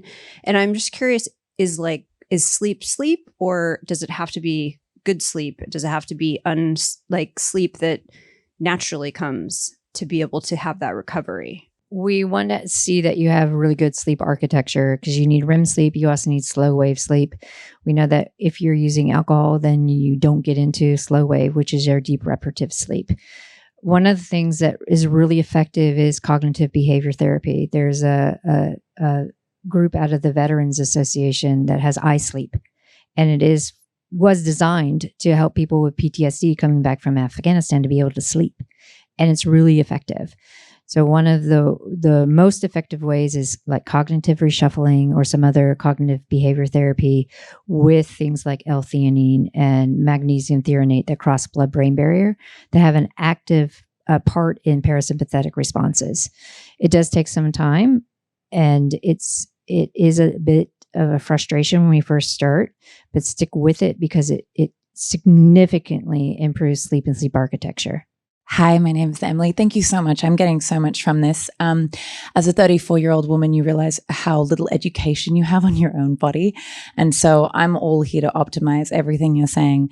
one thing I'm coming to is working with the cycles of my body, especially as someone who has endometriosis and is on a fertility journey. So I hear about these 3 to 5 workouts a week, and then I think about how I might be during my period or something like that. What are some of the ways that we can help to support ourselves instead of looking at every week as the same? I know that that's where I'm going to drop off with that consistency. Yeah. So it's knowing that 3 times a week you should be doing strength training, right? So does that mean you have to go do the same thing every Monday, every Wednesday, every Thursday or Friday? No. You have your periodized plan, but sometimes you go and you're like, I just want to lift really heavy, or I don't. I just want to work on technique. It's feeling how you are. And I tell people, when you go to do a session, there's 2 things. You have a physical and a mental. And if you show up at a session, mentally you're a 2, but physically you might be a 6. Let's do a little bit of a warm up with mobility. Maybe we do a couple of heavy lifts to stimulate central nervous system. See how your mental goes. If your mental doesn't come up, call it. Have an active day. Just do what you love. But most often that mental comes up. And then you're like, I'm super motivated. I feel great. So maybe your physical now comes up to an 8 and your mental comes up to an 8. And people usually will give up within the first 10 minutes when they come in feeling that way. But if you are doing specific things to kind of boost mental in those 10 minutes, you're like, I'm here. I feel great. Let's go. And then again, listening to your body, because I think that so many people disregard how you feel and the mental aspect of how you feel. So if you are suffering from severe endometriosis and the symptomology that comes with it, then you're not going to push yourself. And that's fine. It is absolutely fine not to push yourself. We know that the inflammation that comes with endometriosis can be very systemic and be very impactful. So then maybe you want to look at environmental stress. So we look at heat and we look at cool water, not ice water, but cool water, because those both induce a massive anti-inflammatory response that helps with endometriosis. So instead of going and pushing yourself through exercise, maybe you just look at an environmental stress. One, it brings more mental and parasympathetic activation to calm, but it also does great things for inflammation in the body. In furtherance of that, how do things like birth control and hormone replacement therapy impact training, how a woman should think about their nutrition and just overall health and energy levels? I'd like to say we have solid answers for that, but we don't. Because with hormonal contraception, there's so many different variations of the formulas, and a lot of research hasn't been done on it. We do know that in general, combined oral contraception, knowing that we have estrogen and progesterone in it, increases oxidative rates. We see it increases inflammation. So those are factors to consider if you're trying to adapt. So we look at having more anti-inflammatory foods. We look at what can we do to calm post-exercise inflammation and recovery. But for the most part, how does it truly impact training and adaptation? It's an individual response and depends on the formulation. When we get to menopause hormone therapy, part of it's the Wild West because we had the Women's Health Initiative in the States versus the UK Million Women Study in the UK with vastly different outcomes. So depending on where you are in the world, you hear mixed messages. What we do know is that when you're using menopause hormone therapy, it slows a rate of change, but doesn't stop it. So if you're looking at body composition, it isn't going to help just on its own preserve body composition. It will slow the rate of the laying down of visceral fat. It will slow the rate of muscle loss, but it doesn't stop it. The only thing it does help, we know emphatically helps with, is bone and bone density. It's very protective.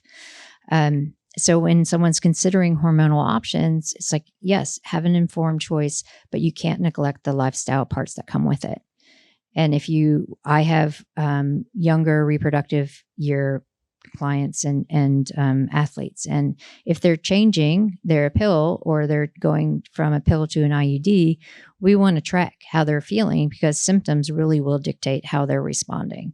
Because if you feel awful, you're not going to be able to put in a good session. So we want to know what the patterns are over their hormonal contraception or their IUD, and if they change it, how that affects them too, so that we can dial back and we can push forward when we know that we have the opportunity. You opened answering that question with a sort of, we don't know enough. Like, so what I take from that is like, how is it possible that these aren't studies that are being done? Like, there's clearly not enough research being performed on this. No, but I will borrow from Lisa Mosconi. She's like, we don't know this yet. We have studies that are down the track and we're planning for them. And she has a massive grant to really look at menopause hormone therapy and the way it affects the brain. There are other people that have there's the Menstrual Cycle research group it's collabing across the world to really nail down what's happening with hormonal contraception and the different formulations. So it's in the pipe. It just hasn't been done yet. It's in the process of. So hopefully in 2 to 3 years, I'll have more definitive answers. You mentioned hot and cold water. So let's talk a little bit about that. Like sauna, cold plunge, everybody loves to talk about their protocol, their routine. Where do you stand on this from a women's point of view, women's health point of view? And what's different about women with respect to men when you're thinking about these activities? So this is where I bring it down to sex differences, not hormonal differences. There is an inherent sex difference in thermoregulation, where men will start to sweat and they'll really offload heat through sweating when they get hot. But women will vasodilate first before they start sweating. Women's thermoregulation baseline also switches across the menstrual cycle, because progesterone increases your core temperature and the body adjusts to accommodate for that. So if we're looking at the sauna, women will have more robust responses from being in the heat because their body's used to change. So when they go there, the body's like, hey, I know what this is. And it will really improve our metabolic control, improve heat shock protein responses. Men will still have the same, but they have to have higher, or I guess more times in the sauna for that actual longevity. If we're looking for heat acclimation, it takes women longer because the body is used to the perturbation of the temperature. So we see men who are doing sauna exposure for performance, they need less time in there because they get a big boost to cardiovascular responses faster than women. So when we're looking from health outcomes, women, they can tolerate the heat more, they can get in there, they can stay in there longer, and they get more robust responses than men. Cold's different. Staying on sauna, just to be really specific, like how long and what temperature, is there a temperature threshold? Like where do you set the thermostat, and where do you set your kind of timer on how long you need to be in to get that response? Yeah, the response. So in research, we can't keep people in heat when their core temperature goes up above 39.5 degrees. So that's about 104 degrees Fahrenheit. So when we're looking at how does that play into responses, you get responses well below that. Because I'm saying that because I think Brian Johnson was like, I have to keep my core temperature. That's why I'm asking. Yeah. It's like, no. He said, I wasn't in long enough. I didn't have it hot enough. I had to stay in there crazy long. Yeah, no. That's hazardous. Like we can't get ethics to drive people to get their core temperature up. So 39.5, you're out. So when we're looking at all the responses that we're seeing, it's well below that. So we see about 38.5 degrees. So what is that? I don't know. Quick, do the math. Someone do the conversion do the for math me. On that out there. Because I'm just going to stay with metric. As a scientist and someone is an expat, we talk metric all the time. 101. Okay, all right. 101. Temp, yes. Time, we'll do time of day, duration. Okay. Go. Time of day. Ideally, if you can do it after training for 10 minutes, it extends the training stress. So you actually get more out of your training than if you were not to go in the sauna. But if you're timing it, generally whenever you can, right? We know at the end of the day, when you're passively dehydrated and your core temperature is a little bit more elevated, then that can promote more red blood cell responses. But for general health and continuing aspects of actually getting that heat exposure, 10 to 15 minutes 3 times a week tends to be the minimum. And we're looking at 80 degrees C because some people crank it all the way up and it's way too hot. And so it's pretty moderate. It's like we sit in an environment that's so controlled all the time.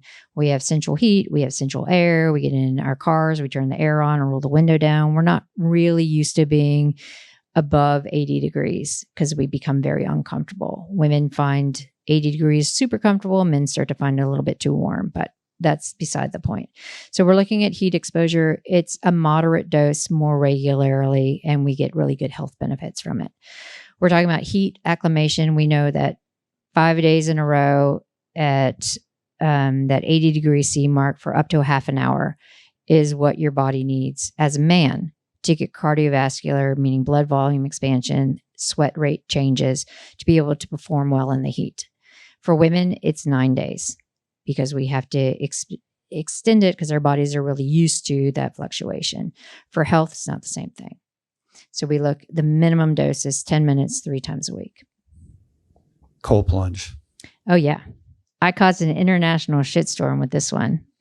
And it wasn't my opinion. I was just reading the research that's been around since the 90s, where again, we look at sex differences in thermoregulation. So the ice water, the ice bath that comes along is way too cold for women. It causes more of a sympathetic drive.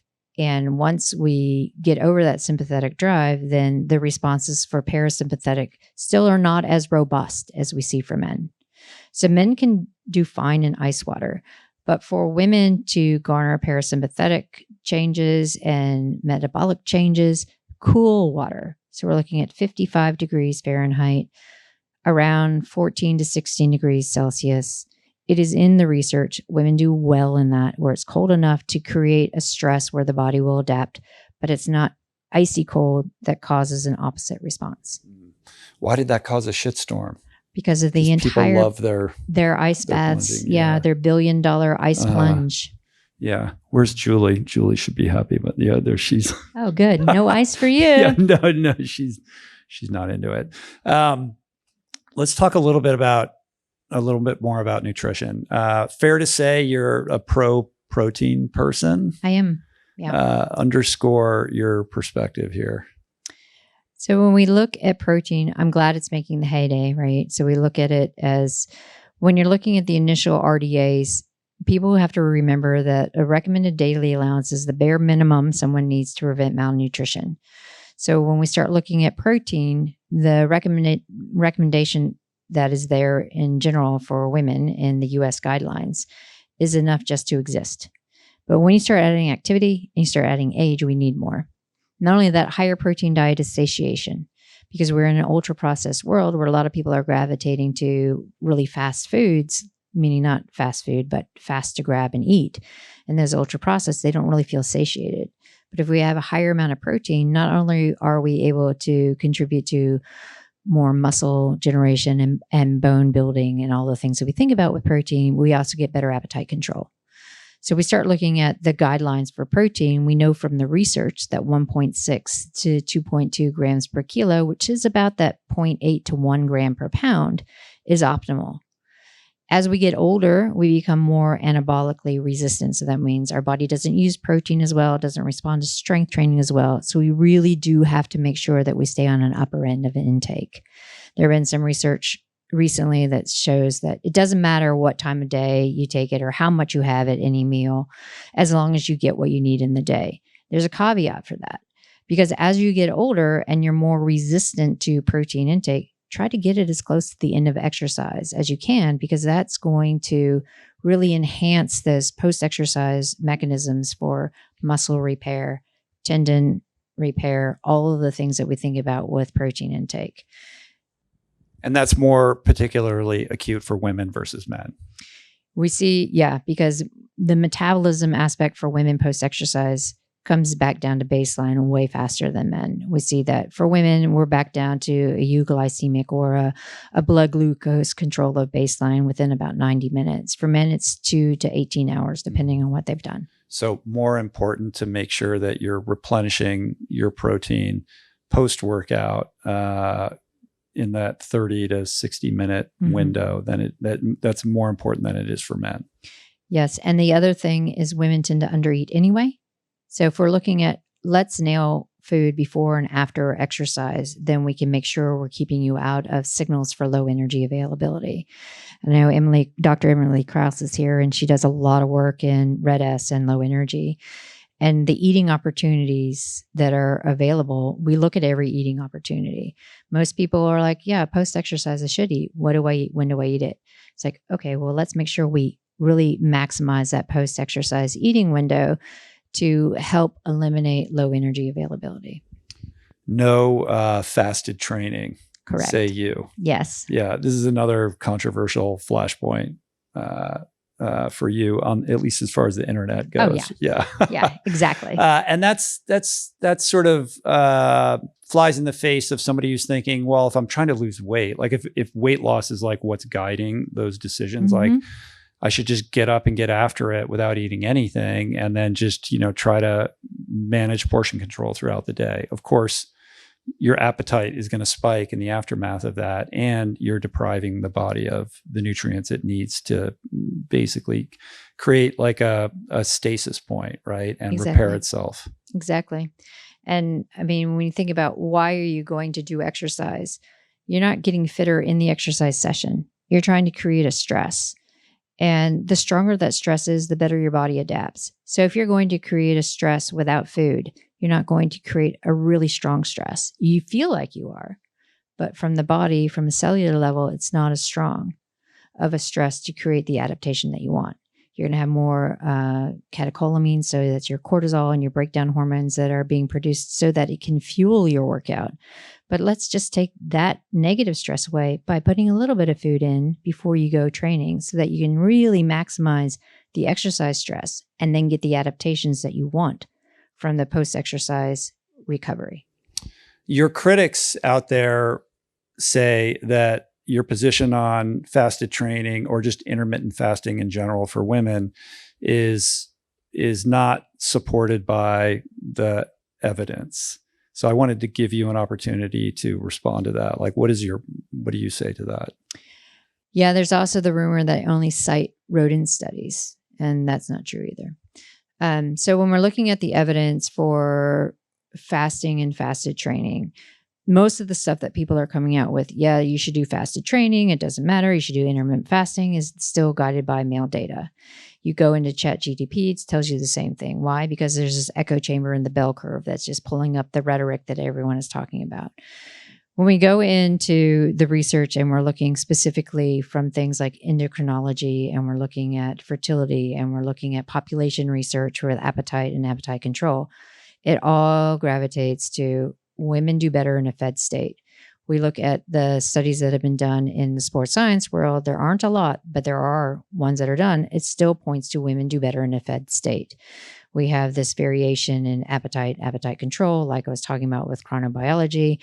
We look at the exercise stress points and how people adapt, and we see that women, their bodies respond when there's fuel on board. We look at the people that are pushing out, well, she's not based on evidence. It's because they're looking at that bell curve of just sports science evidence. There's so much more to exercise, training, appetite than this really small amount of sports science research. So I'm always like, here's the evidence. It's not coming from the Journal of Sport and Exercise Science. No, it's coming from endocrinology, or it's coming from this population. But these are randomized control trials. This shows the variation of exercise versus fed. And here is the evidence. And I give that to them, and they'll still critique. So maybe just walk us through a day in your life of eating. Like, what does that look like? You're like, oh, you should feed before you work out and after and all of that. But like, what are you doing specifically? Yeah. So there's the ideal, and then there's reality. And I'm more than happy to share reality because I'm here. And I don't eat very well when I'm stressed. This is real. This is reality, This is real. Stacey. This is reality. We're having a real moment. I know we are. So regardless of where I am, I do get up and I have something first thing in the morning. That's where the protein coffee thing came in, because people are always asking me, what do you have first thing in the morning if you're going to go swimming or training? I'm like, I'm not hungry. I know most people in the 5 and 6 a.m. club aren't hungry, but I love coffee. and I want to maximize that. So I'm also going to put in some protein and some almond milk. So I'm getting some protein and getting some carbohydrate. And that's how the protein coffee thing became a thing. It doesn't mean that you have to do it. There's no evidence behind it, but it's what I do. And because then I get a boost of protein, some carbohydrate.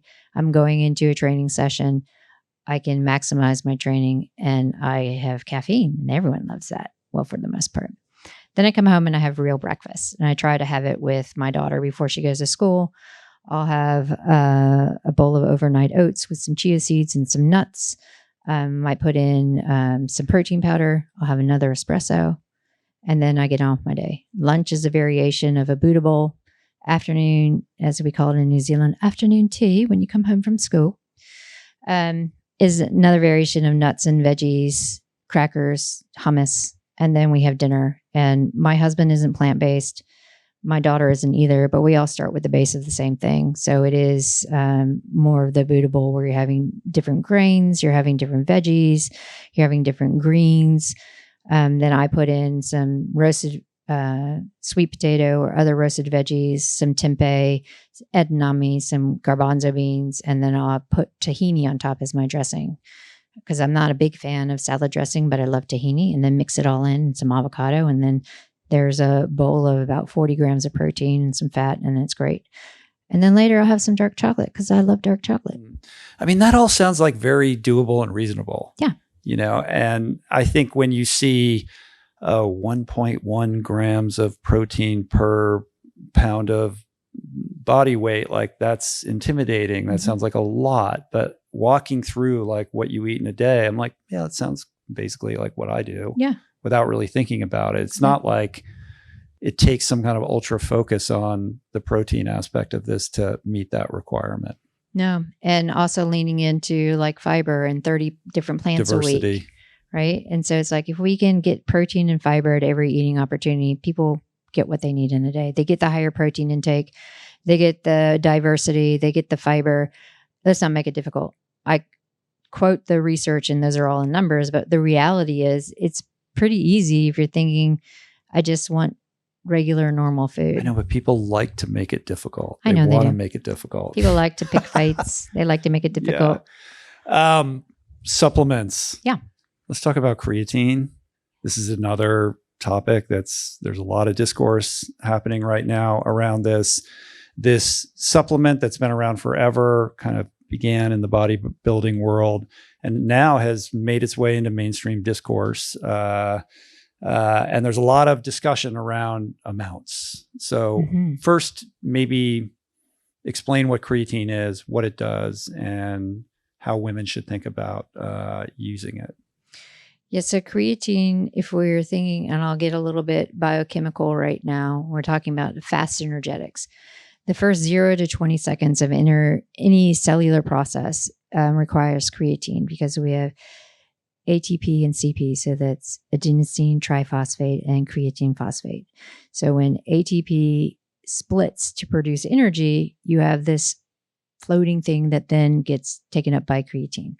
So when we're looking at why we need creatine, we need it for every fast energetic in the body. And you think about the brain, the heart, the gut, the bone, everything requires creatine. For women, by the nature of being women, we have less lean mass than men for the most part. So we have less stores just by the lean mass part of it. We also tend not to eat as much creatine containing foods, which we think about, you have to eat 5 chicken breasts to get your, dose of 5 to 6 grams of creatine. If we're looking at supplementing, we know a lot from Darren Kandau's work and Abby Smith-Ryan's work that it takes about 3 weeks to saturate the body with 3 to 5 grams. So what does that mean? When you're fully saturating, your body has more availability for those fast energetics. The brain works better. The heart works better. We see that we have better mucosal lining integrity. So the very first thing that erodes when you start exercising or get stressed is the mucosal lining of our intestinal cells. And if we don't keep that, then we know that we get some endotoxin release, which people call leaky gut. We see more of an IBS situation for women that are running. So for just boosting the levels of creatine and have more available for all the fast energetics, then the body works a little bit better. You can not use it, and that's fine. Your body naturally produces 1 to 3 grams a day from the liver, but we want to maximize and optimize. And that's where the research is coming. We're like, okay, every fast energetic works really well. We see now from brain research and TBI or concussion research that creatine becomes really important for improving brain metabolism and helping getting over the concussion. Why is that? Because it's trying to repair itself as well as still function. So improving the amount of creatine that's available, it can do all the fast energetics it needs. We see that for building bone, we need some creatine as part of the fast energetics. So we're starting to see all this research come out, and there's a systematic review that was published 2 weeks ago that was looking at all the studies, not in the fitness world, but actually in the health world, of the studies that have come out to synthesize who should optimize their health by using creatine. There are 153 studies in the systematic review. Of it, the conclusion was women 18 to 60 should be using 3 to 5 grams of creatine supplementation to optimize and improve overall health. And so that's where the research is leaning into. Yes, you have outliers, like if you're a shift worker or jet lag, or if you have overnight combat missions, then there's a time and a place to use higher doses. I think the circulation is 0.38 grams per kilogram, which ends up being about 20 grams for a 130-pound person. So there's variations within it, but for the baseline to improve fast energetics and overall mood, heart, brain, all those things, it's just 3 to 5 grams. Yeah, the conversation now is sort of creatine maxing, like, if you didn't sleep well or you're jet lagged, take 20 grams and it will compensate for that. It will give you some degree of mental acuity to overcome the lag in your sleep. Yes, but it takes more time for the creatine to cross blood-brain barrier. So an acute dose actually isn't effective on that acute time. You need to do it dosing up to knowing when you are going to be traveling. So you have to predict the future and take it before you have the night of sleep where you're not going to sleep. So consistently take low dose so it helps. But yeah.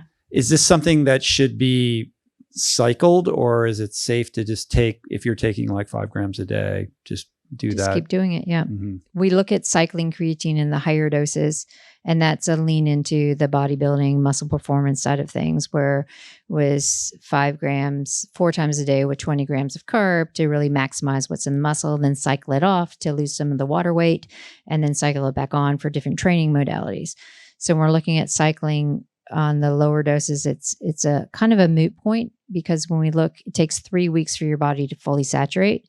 And then if people cycle off it, then it comes back down to baseline. So if you're just taking that continuous low dose, your body fully saturates and then stays there.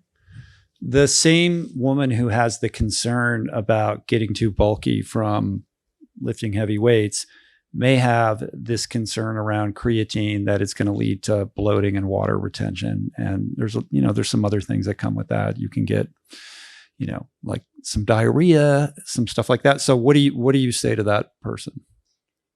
There are 2 things that we want to kind of nip in the bud here. First is, how much is she starting with? Because a lot of women who start with a 5 gram dose and they're smaller in physique, then they might have retention, because with creatine, you're also storing more water in the muscle. So that's a given. It's transient.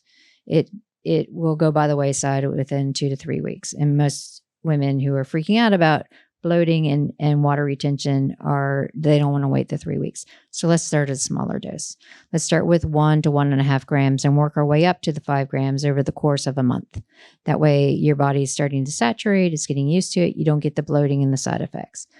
The other one that's really critical is the quality of the creatine that you're using. The cheaper versions of creatine use more of an acid wash. And so we're looking at the residual acids that are in there. It's not that great. It causes side effects. So the higher qualities, like our good friends Momentous, they use a water wash.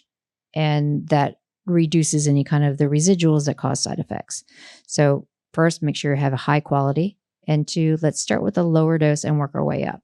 Because we're not looking for an acute hit here. We're looking at how are we going to saturate and really improve and optimize over time. Any burning creatine questions out there? I have a question about creatine in different stages of your life. So, you talked about perimenopause. If you're on a fertility journey, if you're pregnant, like what is like the optimal time, and are there times to avoid using it? So there's even been pregnancy research that shows that supplementing with creatine is beneficial. So we look at creatine as beneficial across the whole lifespan. There are individual cases where it's like, if you're iron deficient with endometriosis, it's probably not a good idea because there's an interplay between some of our ferropotins and things that affect iron absorption and increasing endometriosal cell proliferation. So there's some small research that suggests that. So then that becomes more of an individual case by case. Let's see, what are your symptoms? Are you iron deficient? How severe is endometriosis? So yes, there are causes and cases within each that we have to be aware of, but in general, you are safe to take creatine across the lifespan.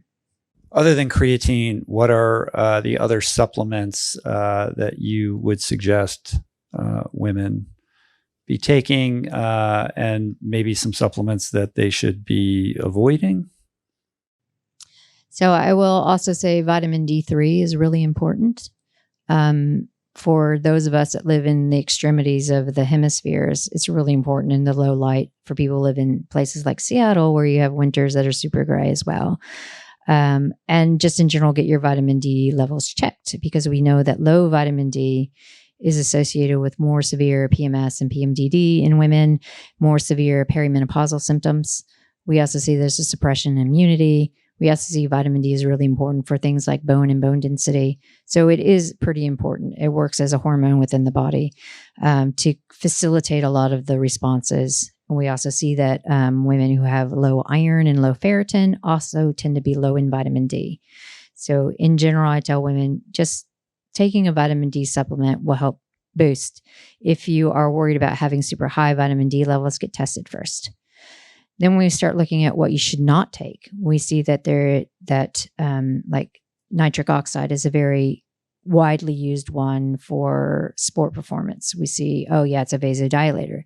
We know from the research that it doesn't work in premenopausal women, but it works really well in postmenopausal women because estradiol or estrogen is really tightly tied to endothelial cell function. So that's the lining of our capillaries or our blood vessels. And so when we start introducing nitric oxide, it interferes with the natural response. So premenopausal women who have adequate estrogen will have a negative response. They don't have as much vasodilation. They might end up having more of an orthostatic, like stand up with head rushes, so orthostatic hypotension, so low blood pressure. But women who are postmenopause, who don't have estradiol on board, benefit greatly. They have improvement in circulation. They get really good vasodilation. We see women in late perimenopause with severe hot flushes can have some benefit by using nitric oxide because it helps with the vasodilation constriction. So there's this is the efficacy of knowing that there's been research done in women in this supplement. A lot of the other supplements haven't been studied in women. So we're looking at beta-alanine. There has been very few studies done in women. So a lot of the sport performance supplements haven't been studied, but we know that protein supplementation has been studied. It's beneficial for women. We know that vitamin D has been, omega-3s have been. So most of our general health ones that are promoted have been studied in women and are beneficial. On that topic, of all the things that you shared today, where is like the strongest evidentiary basis, and where is the evidence like more emergent, where we need more research? For women? Yeah. Across the board, I'd say we need more research in everything. With that as a baseline. Okay. As that as a baseline. Yeah. Yeah. Within that world,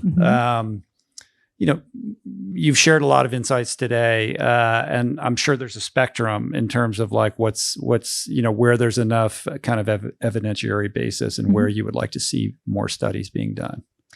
Yeah, I think for the most part, I really want people to understand there's a significant division line between what's clinical and what's health and fitness, and there tends to be this blur. So if we're like dividing the line down and going, okay, from optimization to health and fitness, everything that I've talked about has evidence behind it. What do I want to see more of? I want to see more research in strength training and how does the methods within the health and fitness world cross over to the clinical instead of everything in clinical cross over into the health and fitness. So for example, I won't say who has given us the grant because it hasn't been announced yet, but we now have a grant to look at strength training in Alzheimer's prevention and the heavier end of things. So like that kind of stuff, I want the merger from high performance to come over, especially in women. So we have some pretty good, tight, controlled studies in high performance because when we're in that world, we can really garner and leverage. We're in the clinical world with the randomized control trials. We can't really generalize. We can say in this population of pre-diabetics, we know that this works in women like here. But then the biggest thing is we need more diversity in all research. I was on the stage this weekend at a longevity and women's health summit, and someone stands up and says, as a Black woman, my symptomology is more apparent. And I've heard that it's worse for perimenopausal symptoms in Black women. And there is Jessica Shepard, and she's like, yes, this is true, but no one really knows it. And I'm like, I'm a white woman, and I know that most of the research that's been done has been done on white upper class women. So regardless of if it's clinical or if it's health, we need to be able to look at other populations. The idea of a eumenoric or naturally cycling woman with really spot on periods and menstrual cycles, no pun intended, is rare. So when we start saying we need to do really tight control trials on women with menstrual cycles that are X amount of days, and we know that they have specific phases, it's a very, very, very, very, very small population that can't be generalized out. So we have to look at those nuances too. So what is the big foundation of evidence? We look and say, okay, well, let's look at the methods first. And what is that? And where does it come from? Can I say what has a lot of robust research? A lot of the stuff that has the population research and the anecdotal studies, as well as some of the randomized control trials. So we see that in muscle development. We see that in bone development. We see that in sleep and mood. But every area needs more research, and every area needs to be more diverse in the population of the research. If funding wasn't an issue, there's no budgetary constraints, what is the dream research project that you would like to see happen? Like, how would you design a study that would answer your most pressing questions? Oh, I have so many pressing questions. I don't think there's enough money in the world to answer them. Well, no, there's money. Just pick one. There's money in the world, but it's the time factor. So, I think it changes. Like right now, I'm really interested in heat and how we see an increase in ovarian function after controlled heat exposure. So I'd like to do a really large study on a whole bunch of different ethnicities and cultural nuances in women who are having fertility issues. Because if we see that post-controlled hypothermia, we have an increase in estradiol, luteinizing hormone, and follicular stimulating hormone, can we get that to a point where we can use that as fertility treatment? So that's one really massive pressing question I have right now. So if anyone wants to fund that and has a team that could research it. So it's like looking at those environmental conditions that the world is now entering into. We have severe heat, we have severe cold. How is that affecting different pockets of populations with the big fertility issue? Like that's not something that someone like me coming from high performance as an environmental exercise physiologist would really come out with, but I'm really concerned. I'm like, okay, well, we know this happens in controlled heat, but we also see this whole change in the global environment and this uptick in infertility. Well, let's see what happens if we're using these little things to our advantage. So that would probably be a big pressing question, because if we're killing off the human race because of things that we're not doing right, well, is that a good thing or not? Maybe that's the bigger plan for whatever is out there. But right now I'm like, I want to be able to make an impact and really investigate this with regards to what's happening from a global impact as well as a population impact.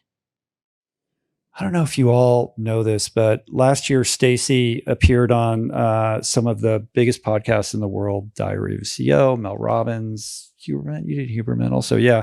And not only was she a star guest on these shows, Thanks. Your episodes on those shows were the most viewed or listened to, like for that show for that year, which is kind of an amazing thing, right? So it really catapulted you, into like this different kind of sphere of influence in your areas of expertise. But I'm curious, like, what is the question that you're not being asked, or that you wish you were being asked, that just doesn't come up in these sorts of scenarios? Yeah. One, I can't believe that that's happened, because I'm still like Jera's mom, and I still like to do research, and I like to help people. So when I'm stopped in the bathroom washing my hands, oh my God, you're Dr. Stacey Sims. Like, who's that person? And so it's just been like this big push. I think one of the conversations that has been had is the optimization versus general. And we had that today. So I thank you for that. It's like, what are we doing to optimize health? And what are we doing just to improve health? And those are the nuances. Performance and longevity and general health are sometimes contradictory. Right, exactly. It's like what you do to help someone win an Olympic gold is completely different than what you would do for someone who's just trying to optimize their health for a long period of time. But a lot of times that research and those conversations get blurred. So again, thank you for asking about optimization versus general, because that is something that hasn't been asked. One question I want to ask you is, what can you share with men to help them understand the women in their lives, to support them? Like, this is a mystery box, for someone like myself. And, it's just like, there should be a woman up here talking to you about this, not a guy. But I want to understand, and, just as a sort of an avatar of all men out there, like, help me understand how to, be as supportive as possible. And that comes with greater understanding, of course, but, help us out. Yeah. Well, first we need men in the conversation. So you should be in that chair interviewing, not a woman. So I appreciate that too. And all the men who are in the audience. Because the more we understand, the more we can be supportive. It's like, if your wife comes to you and is like, I'm having this horrible time, I have severe anxiety. It's like, just listen, just like I was talking about with his daughter and being a girl dad. It's like, listen, don't try to fix, because that becomes a problem where women feel like they go to talk to their partner and their partner is listening to fix something, not listening to be empathetic. And I also I'm not doing this to promote, but I'm doing it to say that Joe Warner is a guy in the UK who used to work for Men's Health. He's a journalist. And we had a podcast episode, and he was really like wanting to know more about the perimenopausal journey for his partner. And he interviewed a whole bunch of experts, and he just released a book. It's called Frozen Out and Burning Up. And it's to help men understand what's going on and how to listen to their wives and help them. So there are more and more resources coming up too. But I think the bottom line is listening, understanding, and trying to be empathetic and not trying to fix.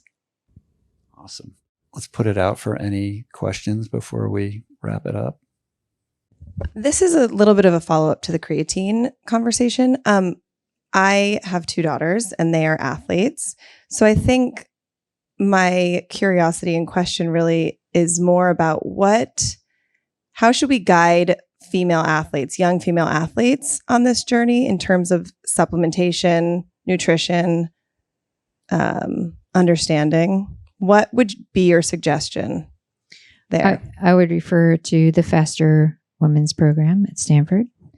But in general, when we talk about it, we want to change that diet culture. Like, we don't want to introduce that.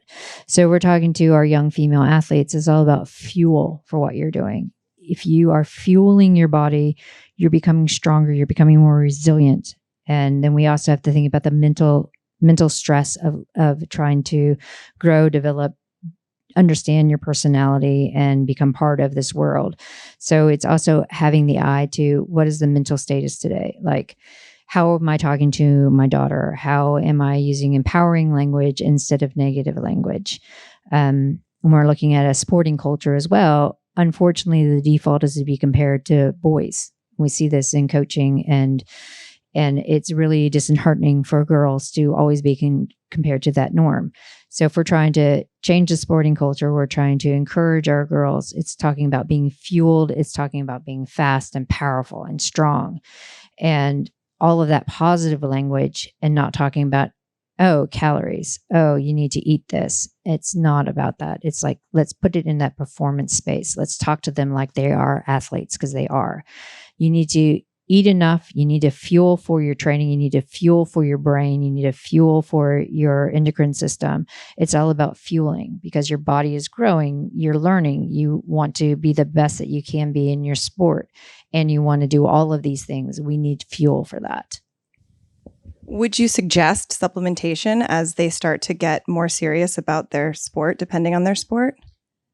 I would hesitate to say yes. It's trying to do real food first, because the problem with it, even though there is some evidence that creatine helps in young girls and protein supplementation helps, but then it opens the whole Pandora's box.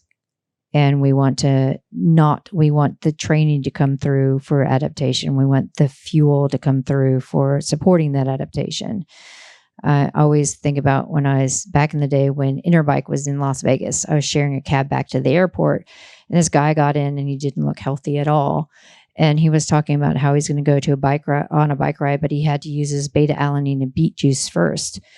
And I was like, "What are you talking about?" He goes, "Oh yeah, well that's how I can go hard on my bike." I was like, "Have you tried training without it?" He goes, "Why would I do that?" And I was like, "Okay, where do I start?" Because that is an enhancement. We want your body to understand first before you try to enhance. Hi, Stacy. Hello, Dr. Krause. Thanks for the shout outs. I am surprised this question hasn't come up yet, but wanted to ask about wearables. Oh yeah. There's a lot of data out there, and it can be overwhelming for women to interpret, whether it's sleep, whether it's recovery. Sometimes some athletes have unhealthy relationships with data. So what do you recommend as far as wearables and how we can interpret wearables as girls and women? So first and foremost, when we look at wearables, the algorithms are based on male data. And I like to use the example of heart rate variability. How many people have a wearable and pay attention to heart rate variability? Yeah. Okay. So there are a lot of women who are like, "What's going on? My Garmin's yelling at me. You're in the red. What's going on? What's going on? You're sick. You're sick." But actually they just ovulated. And these algorithms are not picking up the fact that when we look at physiology for women, there's an inherent change across the menstrual cycle with regards to autonomic nervous system. So we know after ovulation with progesterone, our respiratory rate comes up, our resting heart rate comes up, our heart rate variability goes down. The algorithms read it as you're not recovered. So when I tell women with the wearables, look at trends over time so that you can compare your follicular to follicular, or in perimenopause, you can see things going all over the show, knowing that after you get through perimenopause, you have a new baseline. So really, you're just looking for trends over time. With sleep and sleep architecture, they're not fine enough to actually pick up sleep architecture. The benefit of using a wearable overnight that I find for women is if they don't eat enough, they have a lot of awakenings at night from hypoglycemia. So you're having a lot of poor sleep and you're like, "Oh, I've got a lot of awakenings." It could be you haven't fueled well enough in the day and you're getting hypoglycemic when you're sleeping.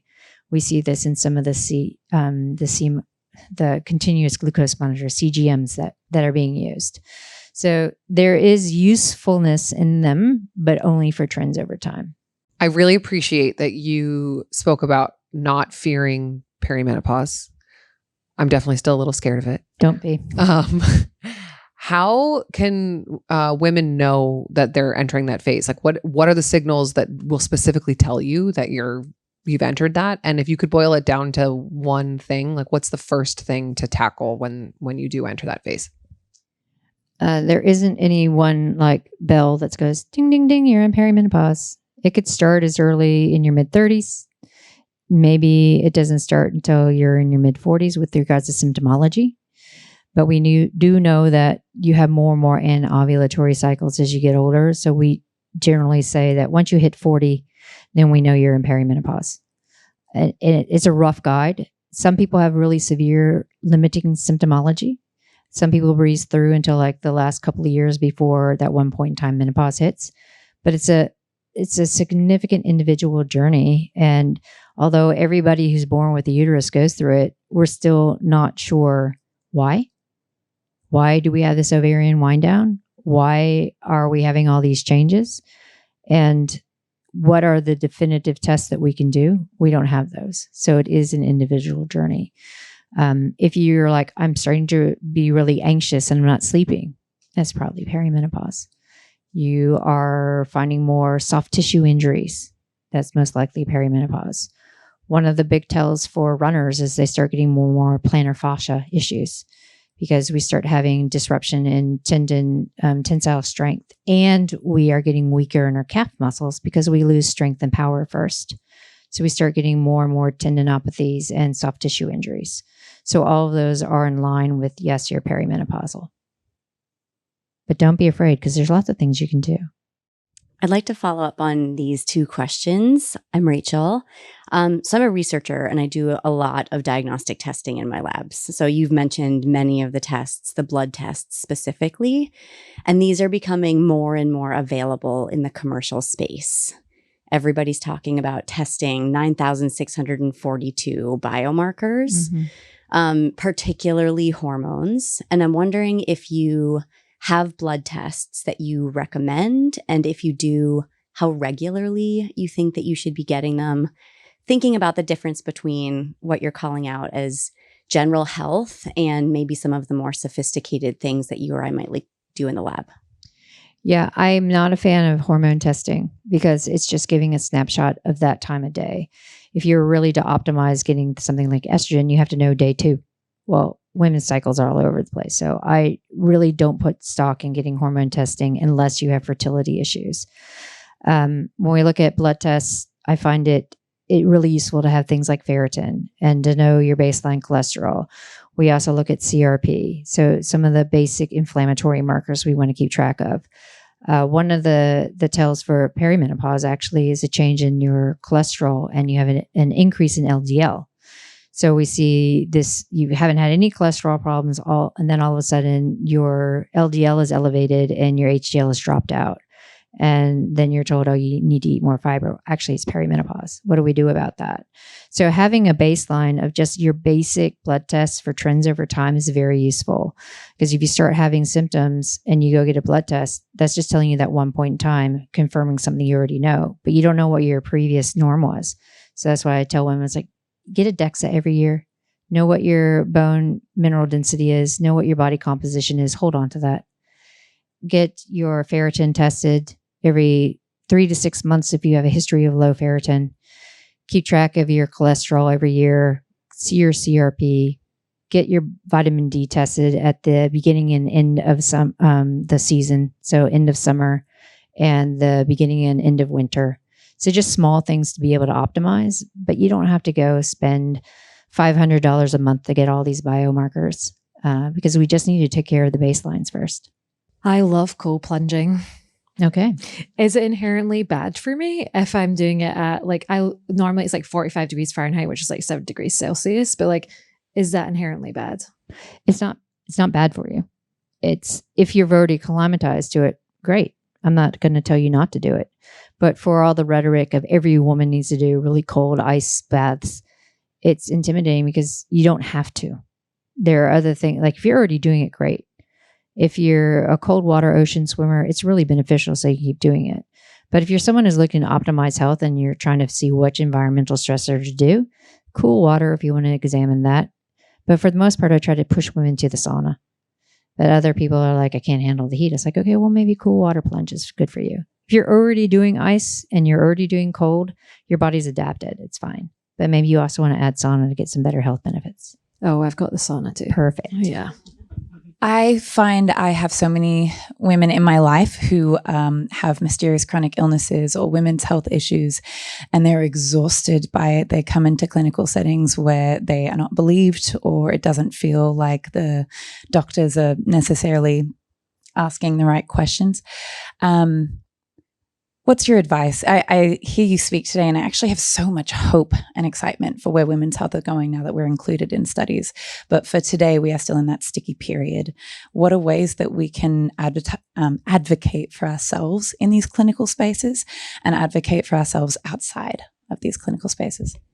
Yeah, so I come from because I don't live in the States, so I navigate a different kind of environment with regards to healthcare, where we can go and advocate and say, I want to get a DEXA, and you can either pay out of pocket for like $100, or you can get a referral and wait 3 weeks to get it. Here's completely different. So when we're looking at advocating for ourselves, is having conversations. It's empowering each other as women. It's talking to your physician and saying, these are the things I have. I'm not Dr. Google, but I have been talking to other women that's similar, and you just really try to be on the level of the conversation. There's not a lot of time. It's like maybe 15 minutes of an appointment. So if you can go in and have a more of an empowerment approach, because I'll talk to physicians like 15 minutes isn't enough because I don't know what the history is. I don't know what they've tried. I don't know if they've Googled it. I don't know. So the more information that you can provide, and you can bring in scientific articles or whatever, just to put them on the right track is very helpful. Both they learn, and two, they realize that you're coming in with something that's genuine. You're not just coming in as a hypochondriac. The other thing is to look at the physicians that are available that are in the know in this space. So if you're looking for female fertility issues, you go to someone like Natalie Crawford, who's in Texas, but you can also see her list of friends and her network across. If you are an endurance athlete and you're having issues, you can look again at Emily's program at Stanford and see what her network is. So we're all coming together and creating these networks. It's just trying to figure out who's the person to follow. And that's where the conversations can really be beneficial. Hi, I'm Julie. Hi. In the large world of peptides, oh yes, do you have any input on that? We were just having conversations about this. So in the large world of peptides, I really lean into there's no evidence for them. And it's the wild, wild west right now. They're not regulated. I think someone was telling me that they just read a New York Times article that the peptides in general bought from reputable places still had a lot of lead and things in them. So it's like you don't really know what you're injecting because they aren't controlled. They're for research purposes only. Most of the research that's been done on the peptides are still rodent studies. They're very, very small, like N of 5 or 6 men. So we don't have any of the robust research. I'm hopeful because people are putting such stock in it that there's going to be more research. We know that GLP-1 is a peptide, and there's lots of research going on because of all the benefits there. And that's kind of the push for all these other peptides. So the bigger demand there is, the more research is going to go into it. It's just kind of a holding pattern. Let other people be lab rats for themselves while you see what happens, and then you can make a decision. Thank you. You're welcome. Hi.